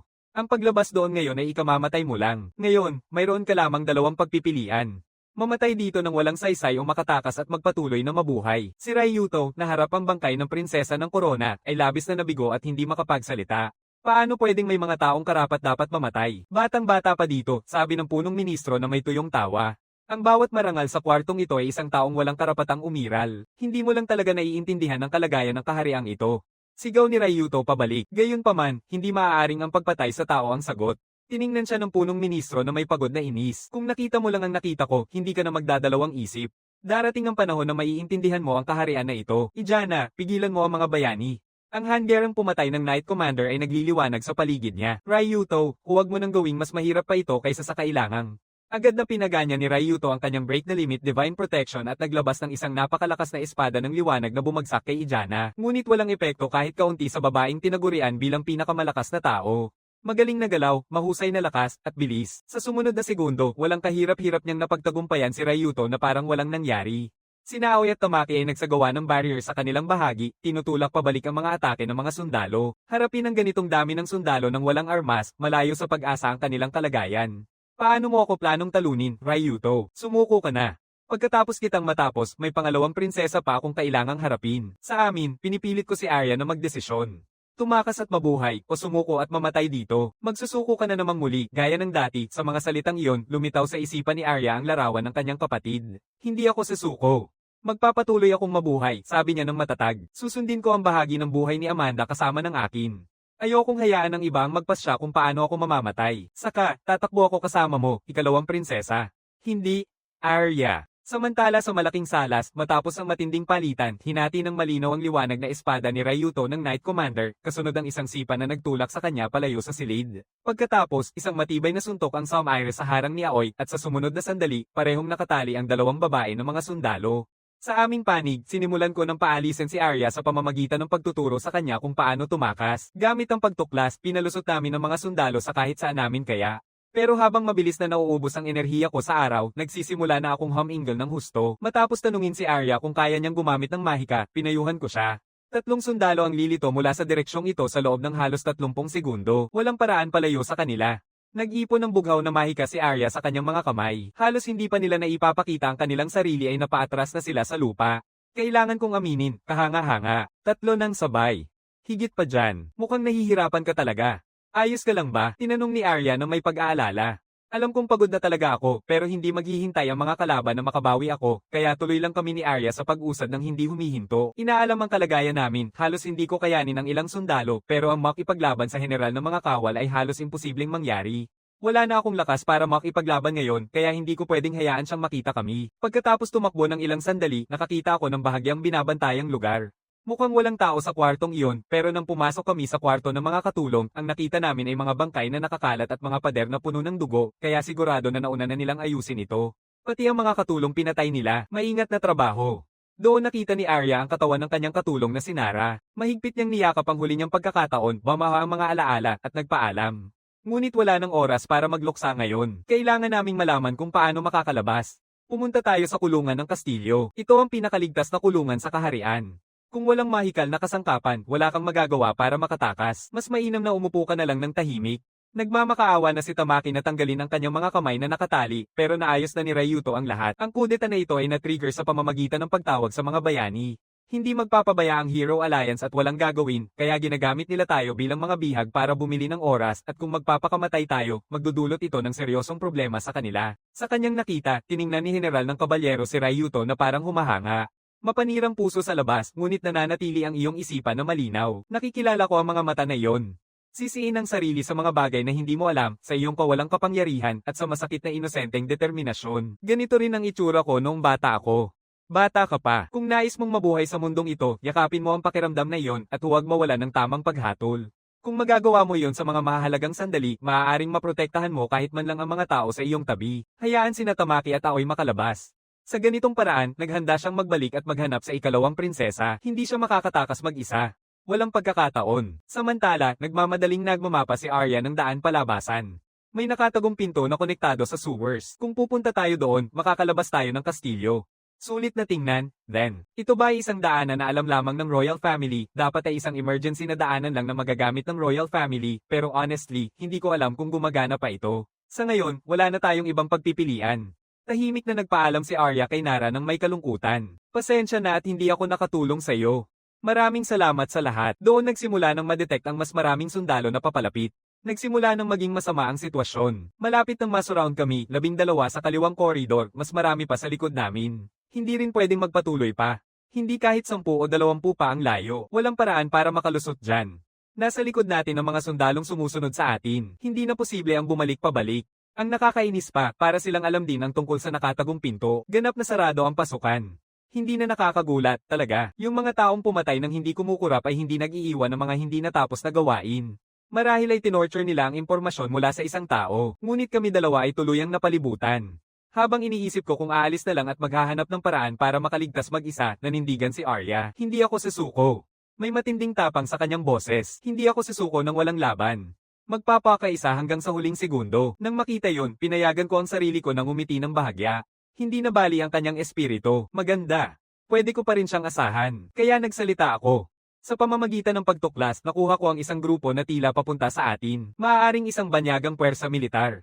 Hindi pa matiyak kung ito ay isang royal, pero tiyak na may isang panlabas na puwersa na papunta dito. Kailan sila darating? Pindot ni Arya. Tinatayang malapit na ang paglubog ng araw, mga 15 minuto na lang. Maaaring mailigtas tayo bago pa man, pero hindi maiiwasan ang laban na ito kahit ano pa man. Maaaring 50-50 ang tsansa nating makasurvive hanggang sa paglubog ng araw, kaya kinuha ko si Arya at tumakbo kami papunta sa bahagi na mas kaunti ang sundalo. Di nagtagal bago nila tayo makita. Ikalawang prinsesa siya. Lumapit ng husto. Agad na sumugod ang isang salvo ng mga magic na pana papunta sa amin at itinapon ng prinsesa ang isang magic na harang, tinutulak pabalik ang pagbubulusok. 15 minuto. Tama ba, Kiri, makakarating tayo. Ngunit nagsimula ng humina ang kanyang mahika at tinatamaan siya ng mga pana habang kami ay tumatakas sa bagyong pana, tumatakbo ng walang humpay habang nagbubunyi ang mga pagsabog sa paligid namin. Mas mabilis na kami niyari ng mga sundalo kaysa sa inaasahan ko. May mas maraming sundalo na papalapit sa kaliwa sa unahan. Matatagal mo ba silang mapipigilan? Agad na naglabas si Arya ng magic barrier nang marinig ang paalala ko. Sandali itong nakapagpigil sa mga sundalo, ngunit mabilis nilang naputol ang harang at muling nakita kami. Wala nang ibang mapuntahan. Napilitan kami sa isang walang daang sulok. Halos nakalampas na ang araw sa ibabaw ng horizon. Napalibutan kami sa lahat ng panig. Hanggang dito na lang ang aming mararating. 3 minuto na lang bago dumating ang tulong. Magtiyaga hanggang doon. Sa ngayon, nasa likuran na natin ang mga tagahabol, walang katapos-tapusing mga pilak na araw ng mahikal na kulay lila, at si Arya ay ibinubuhos ang lahat ng natitira niyang lakas sa paglikha ng mga harang upang mapigilan sila. Nangamba sa ilang sundalong nasugpo na namin, iniutos ng opisyal na umatras ang kanyang mga tauhan at magpaputok mula sa malayo. Paparating na ang susunod na alon ng mga pana, at halos maubos na ang mahika ni Arya. Hindi niya mapigilan ang lahat. Ang magagawa lang niya ay iwasan ng anumang mapanganib na tama. Patuloy pa rin ang pagbato ng mga pana, walang katapusan. Nang mawala ang usok, puno ng sugat ang ikalawang prinsesa, bagbog at duguan, tinanong niya kung kailan darating ang mga karagdagang tulong. Pero lahat ng iyon ay isang kasinungalingan. Lumiko siya para tingnan, ngunit ako ay nawala na. Kiri, nasaan ka? Tinawag ni Arya ang aking pangalan. Ginamit niya ba ako bilang lambat at tumakbo, pero sinabi niya na sasama siya sa akin para makatakas. Ang usapan ba tungkol sa mga karagdagang sundalo ay kasinungalingan din para lang mapanatili akong nakikipaglaban. Hindi pa rin nila binaba ang kanilang bantay. Naghahanda na sila ng susunod na baril para tapusin siya. Habang papalapit na ang kawalan ng pag-asa sa paligid niya, tuluyang bumaba ang araw sa ilalim ng horizon at dumarating ako ng tahimik, nakasuot ng itim. Pasensya na sa paghihintay. Mula sa sandaling ito, panahon ko na.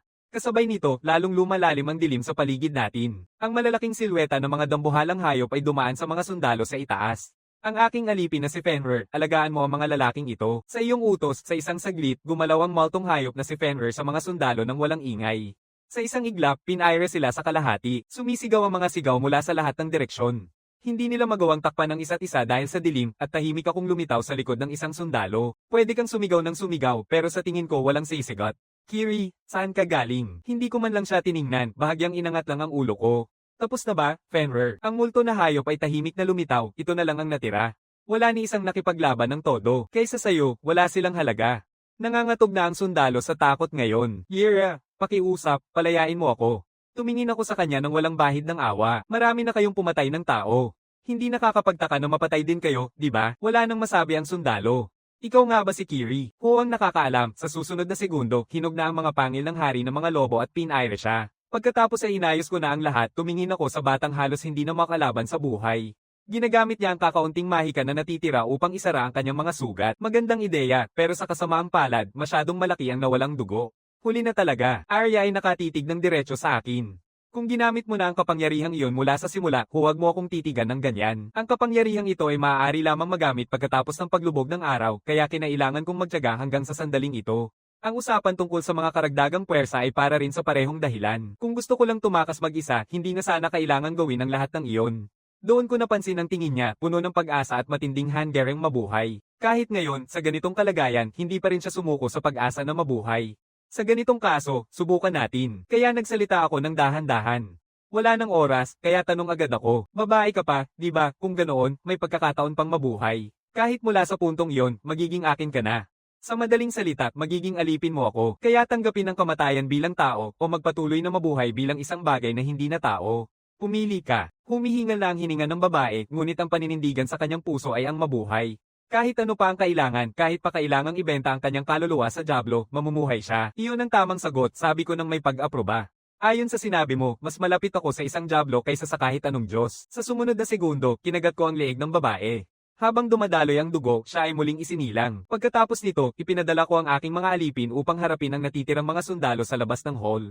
At isang mahalagang bagay pa, protektahan siya hanggang sa magising ang babaeng ito. Kung gagawin natin ito, masaya na rin tayo. Lumipat sa kastilyo, si Vittore ay nakapangalan na bilang bagong hari. Dumating ang mga sundalo isa-isa na may mga ulat. Sabi nila, tuluyang napalibutan na ang ikalawang prinsesa. Suminghap si Vittore ng tahimik na buntong hininga.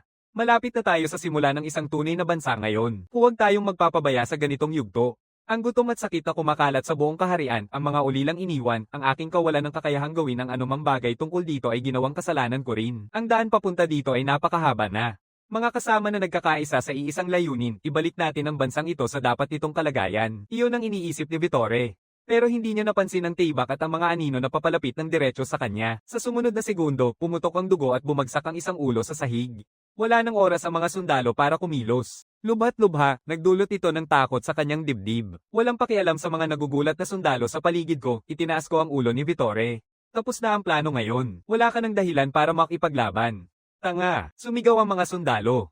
Patayin siya. Magpatawad kay Ginoo Vittore, sa narito, isang sabik ng ngiti ang ngumiti sa aking mukha. Hindi masama.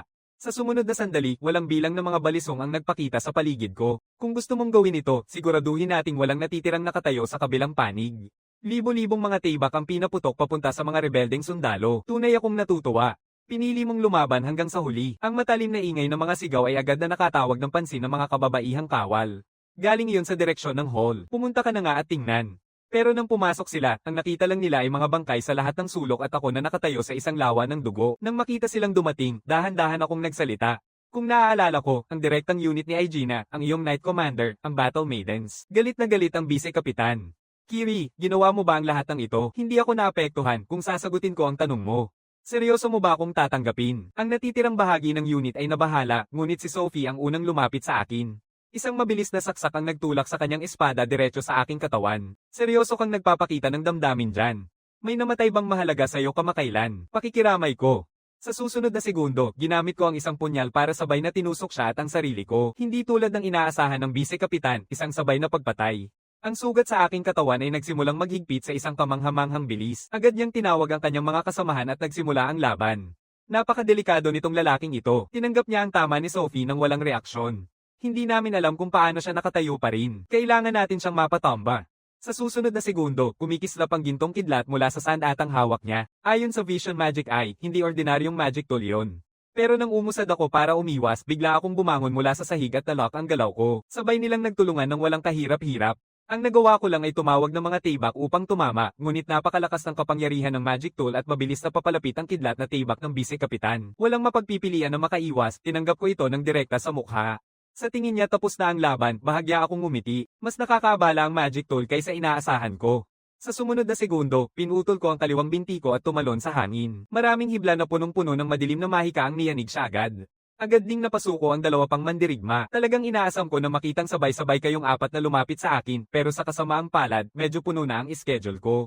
Sa pagkabigla ng bise-kapitan, nagsara ang bawat sugat ko. Gusto ko sana makipag-isa sa iyo bilang paunang laban. Isipin mo na parang stretching bago ang totoong laban kay Commander Aegina. Tumingin ng may pang-iinsulto ang Vice Captain tungkol sa pakikipaglaban kay Commander Aegina. Hindi mo talaga alam kung ano ang pinasok mo. Inantay ko munang magpatalim sa kanya. Ikaw ang pinakamahusay na mandirigma sa kanila, hindi ba? Mas maganda siguro ang performance mo kung mag-isa ka, kaya bakit ka pa makikipagtulungan, lalong napaigting ang Vice Captain. Tumahimik ka. Huwag mong aabusuhin ng mga kasamahan ko. Ang kidlat sa kanyang kamay ay sobrang bilis at nakasisira. Naputol nito ng madali ang aking mga balisong, pero salamat sa pagpapanday ng armas, halos hindi mauubos ang aking mga sandata. Habang mas lalo akong nakipaglaban sa kanya, mas lalo ko itong nai-enjoy. Kamanghamanghang ang intensyon sa pagpatay. Lumapit ka sa akin ng ganoon din. Ang galing, mas palakasin mo pa. Sa susunod na segundo, pinakawalan niya ako at pinalipad. Ginamit niya ang pagkakataon para subukang palayain ang kanyang mga kasamahan. Kayo dalawa, tumayo na. Babawiin natin ang pagkamatay ni Elfer. Ang mga mandirigmang dalaga ay aking tahanan. Hindi ako nag-iisa. Ngunit sa susunod na segundo, sinunggaban ng kasamahan na nakawala ang balikat niya habang ang isa naman ay kumapit sa kanyang hita. Natatakot ako na na-convert na sila sa mga aswang. Talagang maganda ang laban kanina. Gusto ko sanang makipag-sparring pa sa'yo pero wala nang magagawa. Paalisin ko na kayong apat dito, mag-enjoy kayo.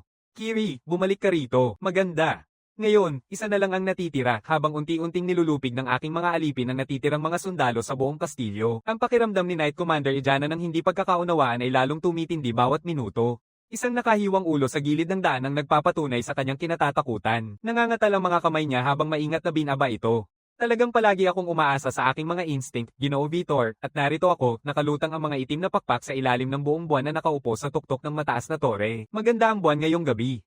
Sa mundo ko, ang linyang iyon ay isang kilalang paraan ng pag-amin ng iyong nararamdaman. Yung ulo ay regalo para sa'yo. Tumingin si Ejana sa akin at hinamon ako. Kiri, mga pakpak ba iyon ng Clan Demon, tanging ang nagbenta na ng kanilang kaluluwa sa Clan Demon kapalit ng kapangyarihan lang ang may ganoon. Kung aabot ka sa ganitong kalayo, isusuko mo na ang iyong dangal bilang tao, ano ba ang buhay mo para dito, hindi ko talaga maintindihan kung ano ang gusto niyang iparating, at wala rin akong gana magpaliwanag. Hindi ko talaga maintindihan ang sinasabi mo. Gusto ko lang mabuhay, iyan lang talaga ang lahat. Hindi maintindihan ni Ejana ito, isang simpleng dahilan lang ang hindi sapat. Nananalo ako para sa bayan na ito, upang mabuhay sa mundong ito, kailangan mo ng makapangyarihang dahilan. Mabuhay para sa iyong pamilya, mabuhay para sa paghihiganti, kahit ano ay pwedeng-pwede. Kung naitulak ko ng maayos ang iyong landas, marahil hindi ka mauuwi sa ganito. Pasensya na, Kiri. Bahagya siyang bumaba ang ulo habang sinasabi yon. Lumapit ako sa kanya. Ang ganda ng munting talumpati na ito. Parang estudyanteng kaya pang maabot ang demonyong pumatay sa pinuno, pero nabigo ang kudeta. Hindi ka na talaga karapat-dapat na pag-usapan ng tungkol sa paglaban para sa iyong bansa. Kahit walang Lord Bathory, kaya pa rin naming pinuno ng Kabalyero Ejana, pinutol ko siya bago pa man niya matapos. Sa palagay ko ay may maling akala ka.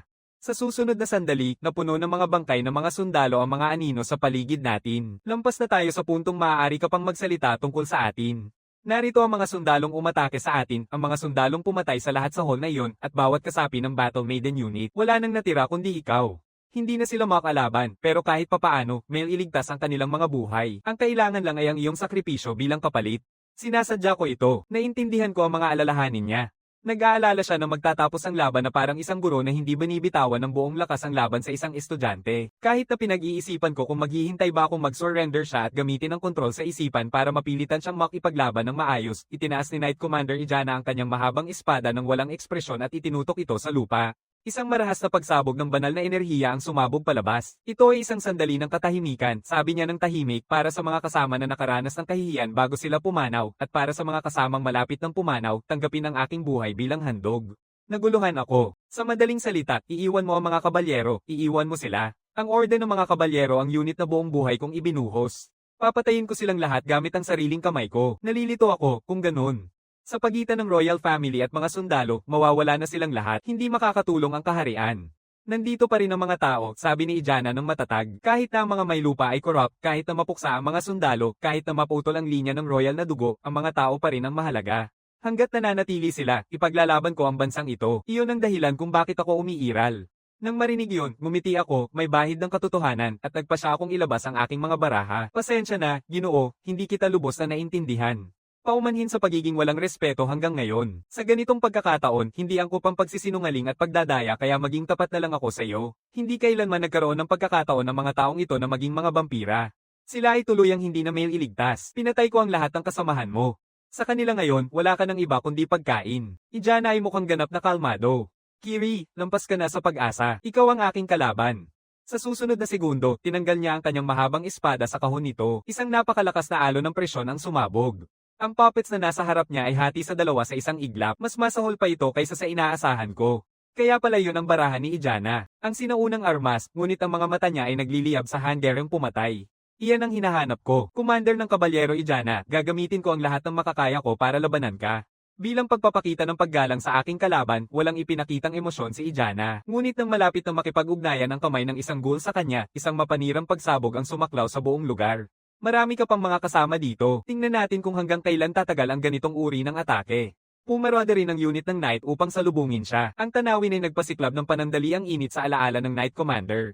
Ngunit sa sumunod na segundo, isang walang awang pag-ikot ng espada. Bawat palo ay ganap na pagkawasak. Isang hiwa pagkatapos ng isa, walang emosyon, pinutol niya ang bawat manika na lumapit sa kanya. Nang matapos na, hindi man lang siya tumingin pataas.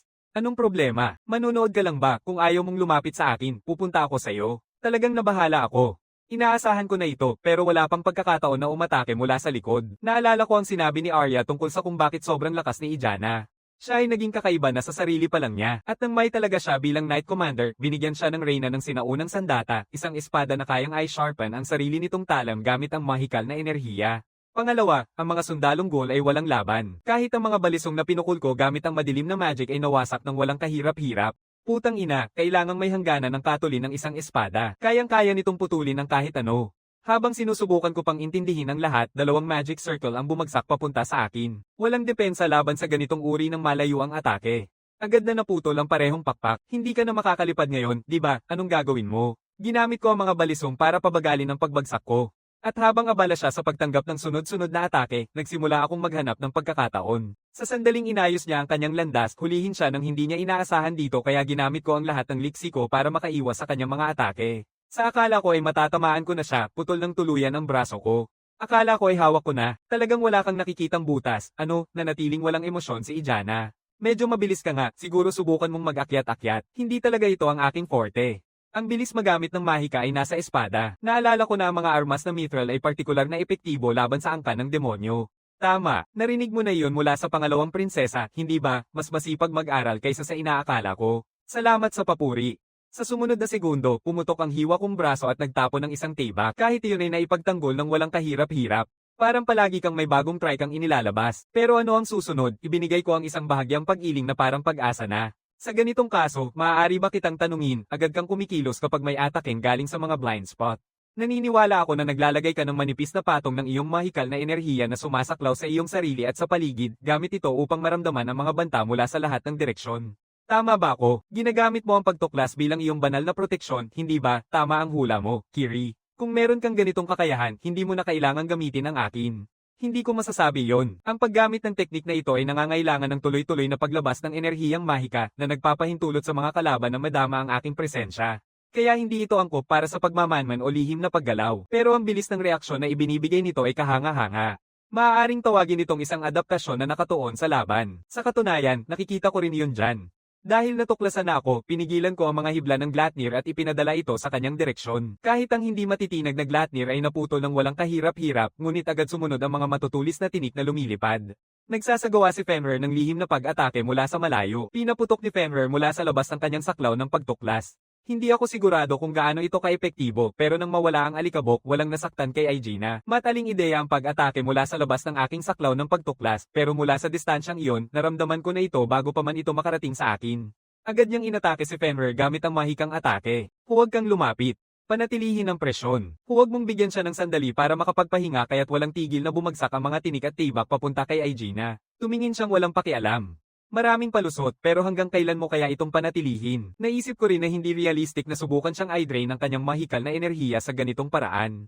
Sa ganitong takbo, mauubos muna ang mga ghoul at ang mga patalim. Sa alam ko tungkol sa kanyang kakayahan, isang patong ng enerhiyang mahika na nagsisilbing pananggalang sa paligid para matukoy ang mga kalaban, kakayahang makipaglaban sa maraming kalaban ng sabay-sabay at isang hindi masisira na sinaunang sandata. Ang tanging paraan para talagang makapuntos ay ang tumama mula sa napakalapit na distansya sa labas ng kanyang saklaw ng pagtuklas. Kaya dito ang daan at doon ako tumakbo diretso kay Aegina. Tiningnan ni Aegina na may pagmamaliit.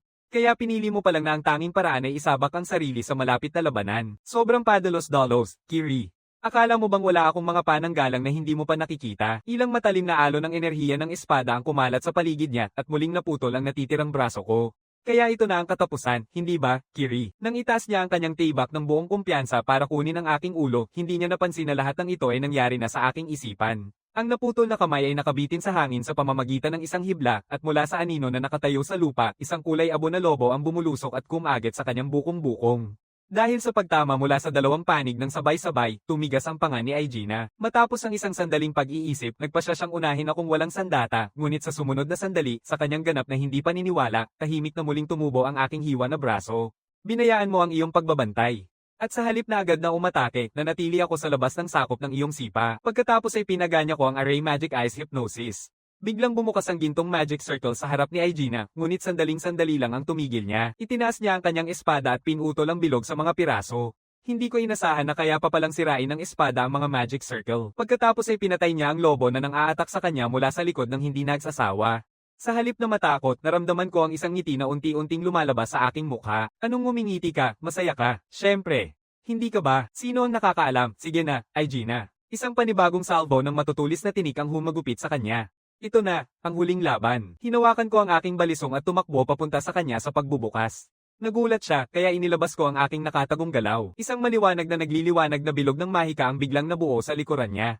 Sa pag-atake niya para hiwain ito tulad ng dati, pumasok ako sa loob ng bilog at ganap siyang nabigla. Eksaktong inaasahan ko ang kanyang pag-atake ng panghampas. Ang kailangan ko na lang gawin ay isara ang kanyang braso bago makarating ang espada sa akin at matatapos na ang laban sa isang galaw. Naging epektibo ang plano. Wala nang oras si Aegina na kumilos bago naipit ang braso niya sa hawak ko. Pagkatapos ay binuka ko ng malaki ang bibig ko at sinubukang ubusin siya. Malala na ang kalagayan niya. Ang bukong-bukong na nakagat ay hindi makagalaw ng malaya. Kahit na gusto niyang dalhin ang mithril na espada para sa isang saksak, masyadong malapit ang pagitan namin upang makapag-ayos. Ngunit sa susunod na segundo, naglunsad siya ng isang atake ng direkta sa sarili niyang braso. Habang pabilis ang lumalakas na sinaunang sandata sa kanyang kamay, walang awa ang suntok na iyon, diretso mula sa aking ulo. Habang nahati ang ulo ko mula sa balikat ko, naging itim ang braso niya dahil sa pagsabog mula sa magic circle. Sa kabilang banda, tinangka ni Fenrir na umatake sa kanya at naputol sa isang matinding sipa. Palem, Kiri. Nakayuko sa isang lawa ng dugo, siya ay nagmuni-muni. Matagal na mula nang makipaglaban siya ng buong puso niya. Hindi pa ako pwedeng bumagsak, kailangan ko pang harapin ang ikalawang prinsesa. Biglang tumulak pataas ang nakahiwa kong ulo, isang tinikang diretso sa kanyang dibdib. Habang patuloy na tumitibok ang kanyang puso, ang aking katawan ay umangat ng mataas sa hangin at sumipa ng malakas na nagpasabagsak kay Aegina. Mula sa lakas ng pagtama na iyon, wala nang natira ang Knight Commander na panglaban. Sa ilalim ng nakakatakot na liwanag ng buwan, dahan-dahan kong kinuha ang sarili kong ulo. Mukhang panlabas lang ang ulo. Walang problema, ayos lang ito. Napatitig si Aegina sa hindi makapaniwalang paraan. Pinutol ko ang ulo mo gamit ang mithril. At kahit pa yon ay hindi pa rin sapat. Tiningnan ko siya ng walang espesyal na interes. Mukhang ginagamit ninyo ang mithril laban sa angkan ng demonyo. Pero mukhang isang batas ito sa mundong ito. Wala itong epekto sa akin dahil galing ako sa ibang lugar. At alam ko na noon na hindi naman kritikal ang ulo para sa isang vampira. Ang dahilan, nung nakipaglaban ako kay Fenrir, nasira ang aking gulugod pero ayos na ayos ang buong katawan ko. Halang na ang hininga ni Aegina. Talo na ako. Ako lang ang nakatayo sa ngayon. Kulang pa rin ang aking karanasan sa laban sa ganitong antas. Aegina, kukunin ko ang lahat ng meron ka. Sayang naman ang isang katulad mo kung gagawing alipin o ghoul. Palem. Matapos maresolba ang lahat, nagtungo ako sa kulungan ng kastilyo. Talagang magulo ka na, Ryuto. Pagkatapos ng suntok, kinuha ko ang mahikal na kasangkapan na magbubukas ng bilangguan. Sandali, hindi ba si Kiri yun? Ang dami kong iniintinding alalahanin. Ayos ka lang ba? Agad kong pinaganya ang array ng hypnosis. Unahin niyo munang alagaan ang sarili niyo. Mga duwag kayo. Ryuto nagpanik. Hoy, anong ginagawa mo? Magpahinga ka lang. Hindi ko balak na saktan ka. Sa ganang ito, binuksan ko ang pinto at pinayagan silang lumabas. Pagkatapos, iniharap ko rin si Ryuto sa hypnosis. Hindi makagalaw ang kanyang katawan pero malinaw pa rin ang kanyang isipan. Gumagana ang hypnosis array pero mukhang limitado pa rin ito ng sariling lakas ng loob ng tao. Walang pakialam. Gusto ko sanang humingi ng tulong mo sa paglilinis. Sobrang dami nang nangyari para maipaliwanag ng maayos. Isipin mo na lang na patay na ako. Kaya kumuha ako ng isang mahiwagang kagamitan at ibinigay kay Tamaki. Gamitin ito para sunugin ang kastilyo mula sa loob hanggang labas hanggang maging abo. Huwag mag-iwan ng kahit isang bangkay. Parang palagi mong pinipigil ang iyong kapangyarihan. Hayaan mo lang itong masunog ng malaya. Aoy, magtayo ka ng harang para hindi ka maapektuhan nito. Buong sigla si Tamaki, naglalabas ng napakalakas na presensya. Kabaligtaran nito, nag-aalburoto si Ryuto mula sa kinatatayuan niya. Sandali lang, Tamaki, kung gagawin mo yan, mamamatay tayong lahat. Ayos lang, gagawin ko ang aking makakaya. Sa gitna ng apoy na sumaikop sa lahat, ang kaharian ay mauuwi sa abo sa hindi magtatagal. Huling bagay, Ryuto, kailangan kong ipasa sa iyo ang katotohanan. Ipapakita ang isang batang babae na nakatayo sa apoy, may malayo ang tingin. Lahat ng dati mainit at malupit tungkol sa kaharian na ito ay naging wala na.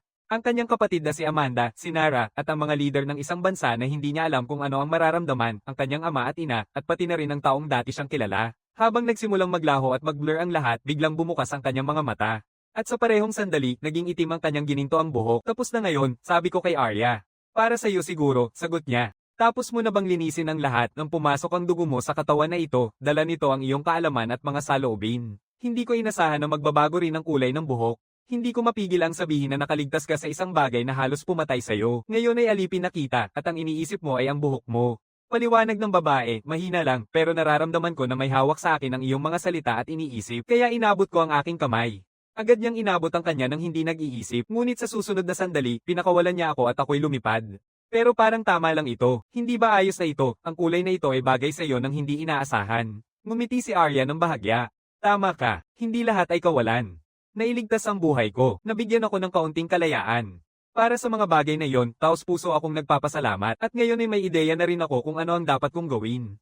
Mukhang kapag naging mas malakas ako kaysa sa iyo, maluluwagan ang ugnayan natin bilang maglingkod. Balang araw, malalampasan kita at makakamtan ko ang aking kalayaan. Panoodin mo na lang. Ngumiti ako ng tahimik na kasiyahan. Hindi masama, kung kaya mo, subukan mo na. Ngayon na may layunin na ang dating prinsesa, puntahan na natin ang lugar na ginagamit ko bilang pansamantalang base. Kaya dinala ko si Arya sa loob ng espasyo kung saan nanirahan si Fenrir. Bilang pansamantalang base, hindi ito maaaring maging mas maganda. Dati itong isang sirang maliit na kubo, pero pagkatapos kong mag-apply ng paggawa ng sandata, naging ganito ito. Para sa dalawang tao, syempre medyo siksik kumpara sa isang palasyo. Hindi may kukumpara ang kalagayan ng pamumuhay sa palasyo. At ang agarang problema ay iisa lang ang kama. Dahil sa likas na paraan, unti-unting lumapit ang babae sa akin. Hindi ko talaga inakalang ako ay isang hari. Kung isang kama lang, pwede nating paghatian. Buhay ako dahil sa'yo. Ayokong utangin ka ng kahit ano. Sa ngayon, ito lang ang paraan ko para mabayaran ang utang. Nagpasya na ako. Sige, habarin mo na ang damit mo at tingnan natin. Kahit na hindi ko sinasadyang samantalahin ang sitwasyon, ang paningin, mahikal na mata, at paggawa ng sandata, agad akong gumawa ng kasuotan para sa kanya. Heto, tanggapin mo. Yung nakabalot sa punit-punit na tela ay siyang nagdudulot ng mga mapanirang ideya. Isuot mo na yan. Sabi ko kanina na magiging akin ka, pero hindi ko yun ibig sabihin sa ganitong paraan. Bukod pa rito, may sarili akong pamantayan sa hinahanap ko. Sinusubukang bayaran ng utang sa pamamagitan ng paghihintay sa isang kama. Hindi inaasahang mataas ang tiwala mo sa sarili. Namula ang mukha ni Arya. Salamat sa mga damit. Magpapalit na ako ngayon. Lumabas siya, ngunit ang kanyang isipan ay nasa ibang lugar pa rin. Bakit ko pa naisip ang gawin yon? Ang gusto ko lang naman ay ipakita na seryoso ako. Hindi lang ako ang nakaligtas, iniwan ko pa ang buong bansa.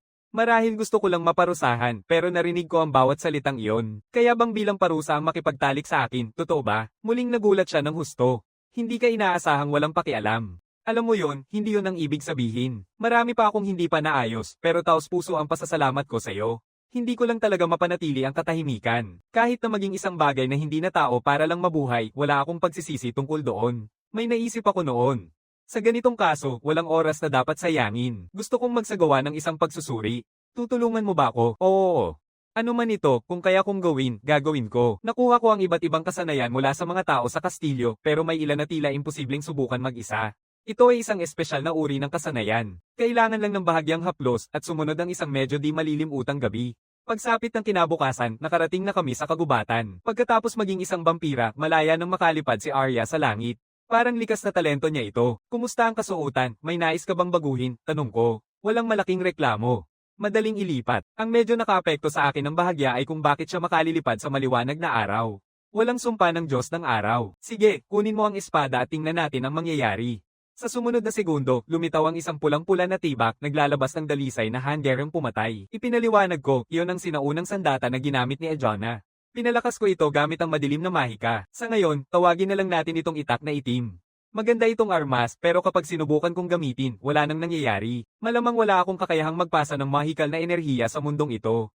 Tumingin si Arya nang nakataas ang ulo, kaya hindi ka makakagamit ng mahikal na kagamitan. Inamin ko ng hayagan at ipinasa ko ang espada kay Arya, makakagamit ka nito ng malaya sa tamang panahon.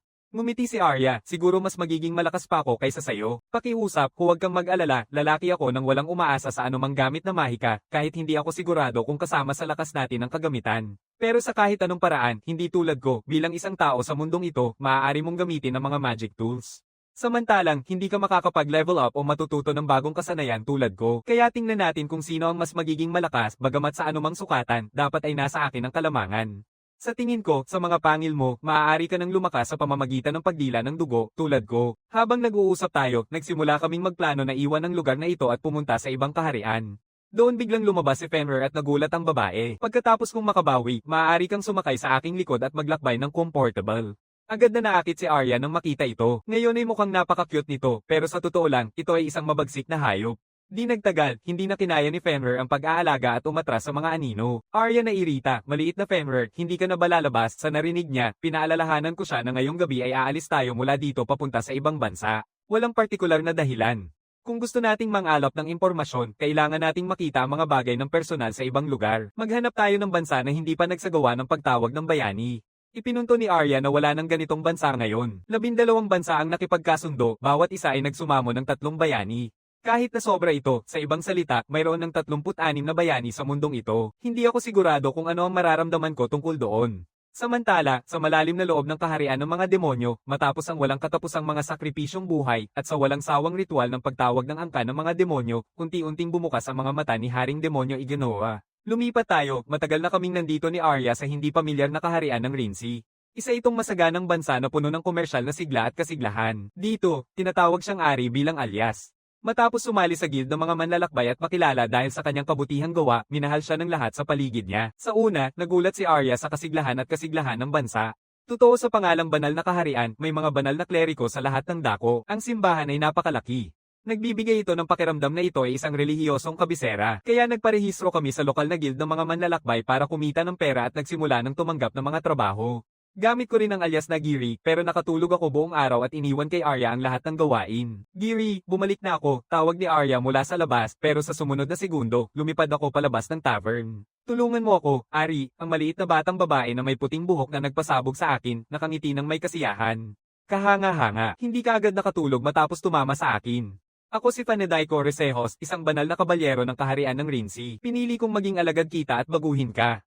Sa pamamagitan yun, niyakap ako ni Fanedaico at itinayo mula sa pagkakahiga. Ganito ang nangyari. Pagkatapos kong sumali sa guild ng mga mandirigma sa pangalang Giri, araw-araw akong uminom hanggang sa mawalan ng malay. Pagdating sa pera, palagi ko itong inilalagay sa account ni Ari. Pero si Arya ay kabaligtaran niya. Pinuksan niya ang mga misyon sa guild isa-isa. Habang tumataas ang kanyang rango at reputasyon, nagsimula siyang tawaging Black Rose Ari. Ito ay ang kanyang itim na buhok, itim na damit at ang paraan niya ng paggalaw kapag nilalabanan ng mga halimaw. Makapangyarihan at nakakaakit. Dahil dyan, wala akong magawa buong araw at hindi ako nauubusan ng pera, kaya unti-unting naging isang hopeless na lasing. Hindi makapaniwala ang lahat na nanonood. Bakit sinusundan ni Black Rose Ari yung lalaking yun? Siguradong niloloko siya. Kahit ang matandang araw-araw kong kasama sa inom ay hindi na makatingin sa kabilang direksyon. Bakit hindi ka nalang maghanap ng trabaho? Huwag mong hayaan na suportahan ka ng isang babae. At magsimula ng uminom bago tanghali, pakialam mo na lang sa sarili mo, sagot ko. Siya lang ang matanda na uminom kasama ko.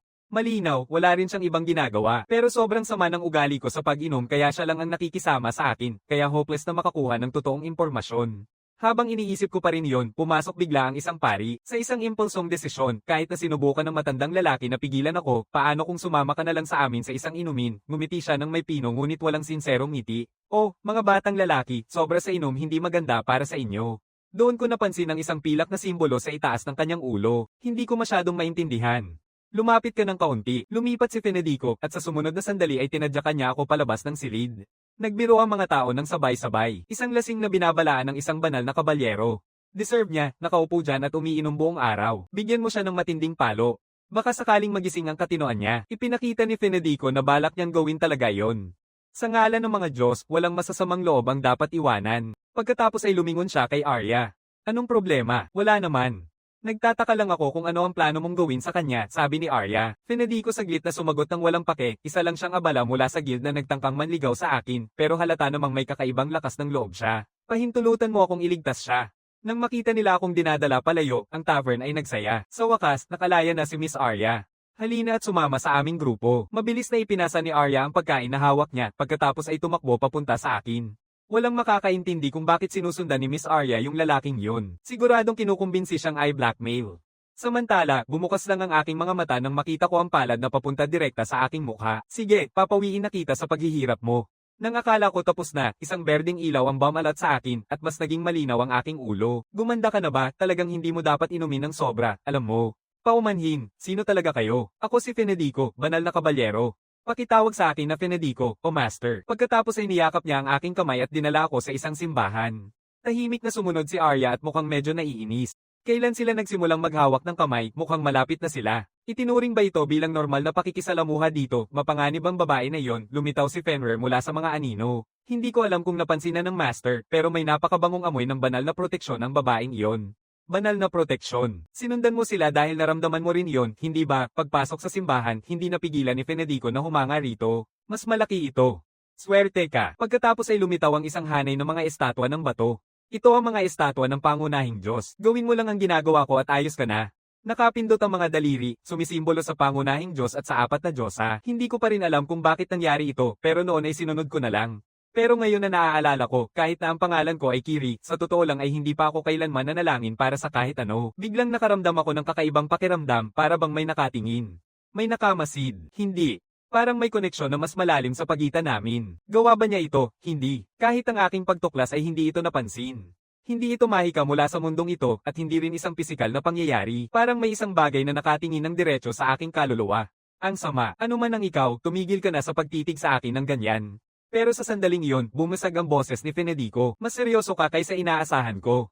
Talagang maganda ang panalangin. Mukhang nalinis na ang iyong kaluluwa.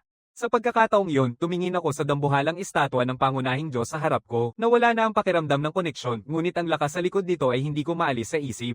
Mukhang babalik pa ako dito muli. Samantala sa kaharian ng mga Diyos, dahan-daang nagsalita ang isang Diyos ang may gintong buhok. Natigil ang ugnayan. Sang-ayon ng batang babae na may asul na buhok sa tabi niya. Hindi ako makapaniwala na kayang gawin iyon ng isang tao. Talagang kahanga-hanga.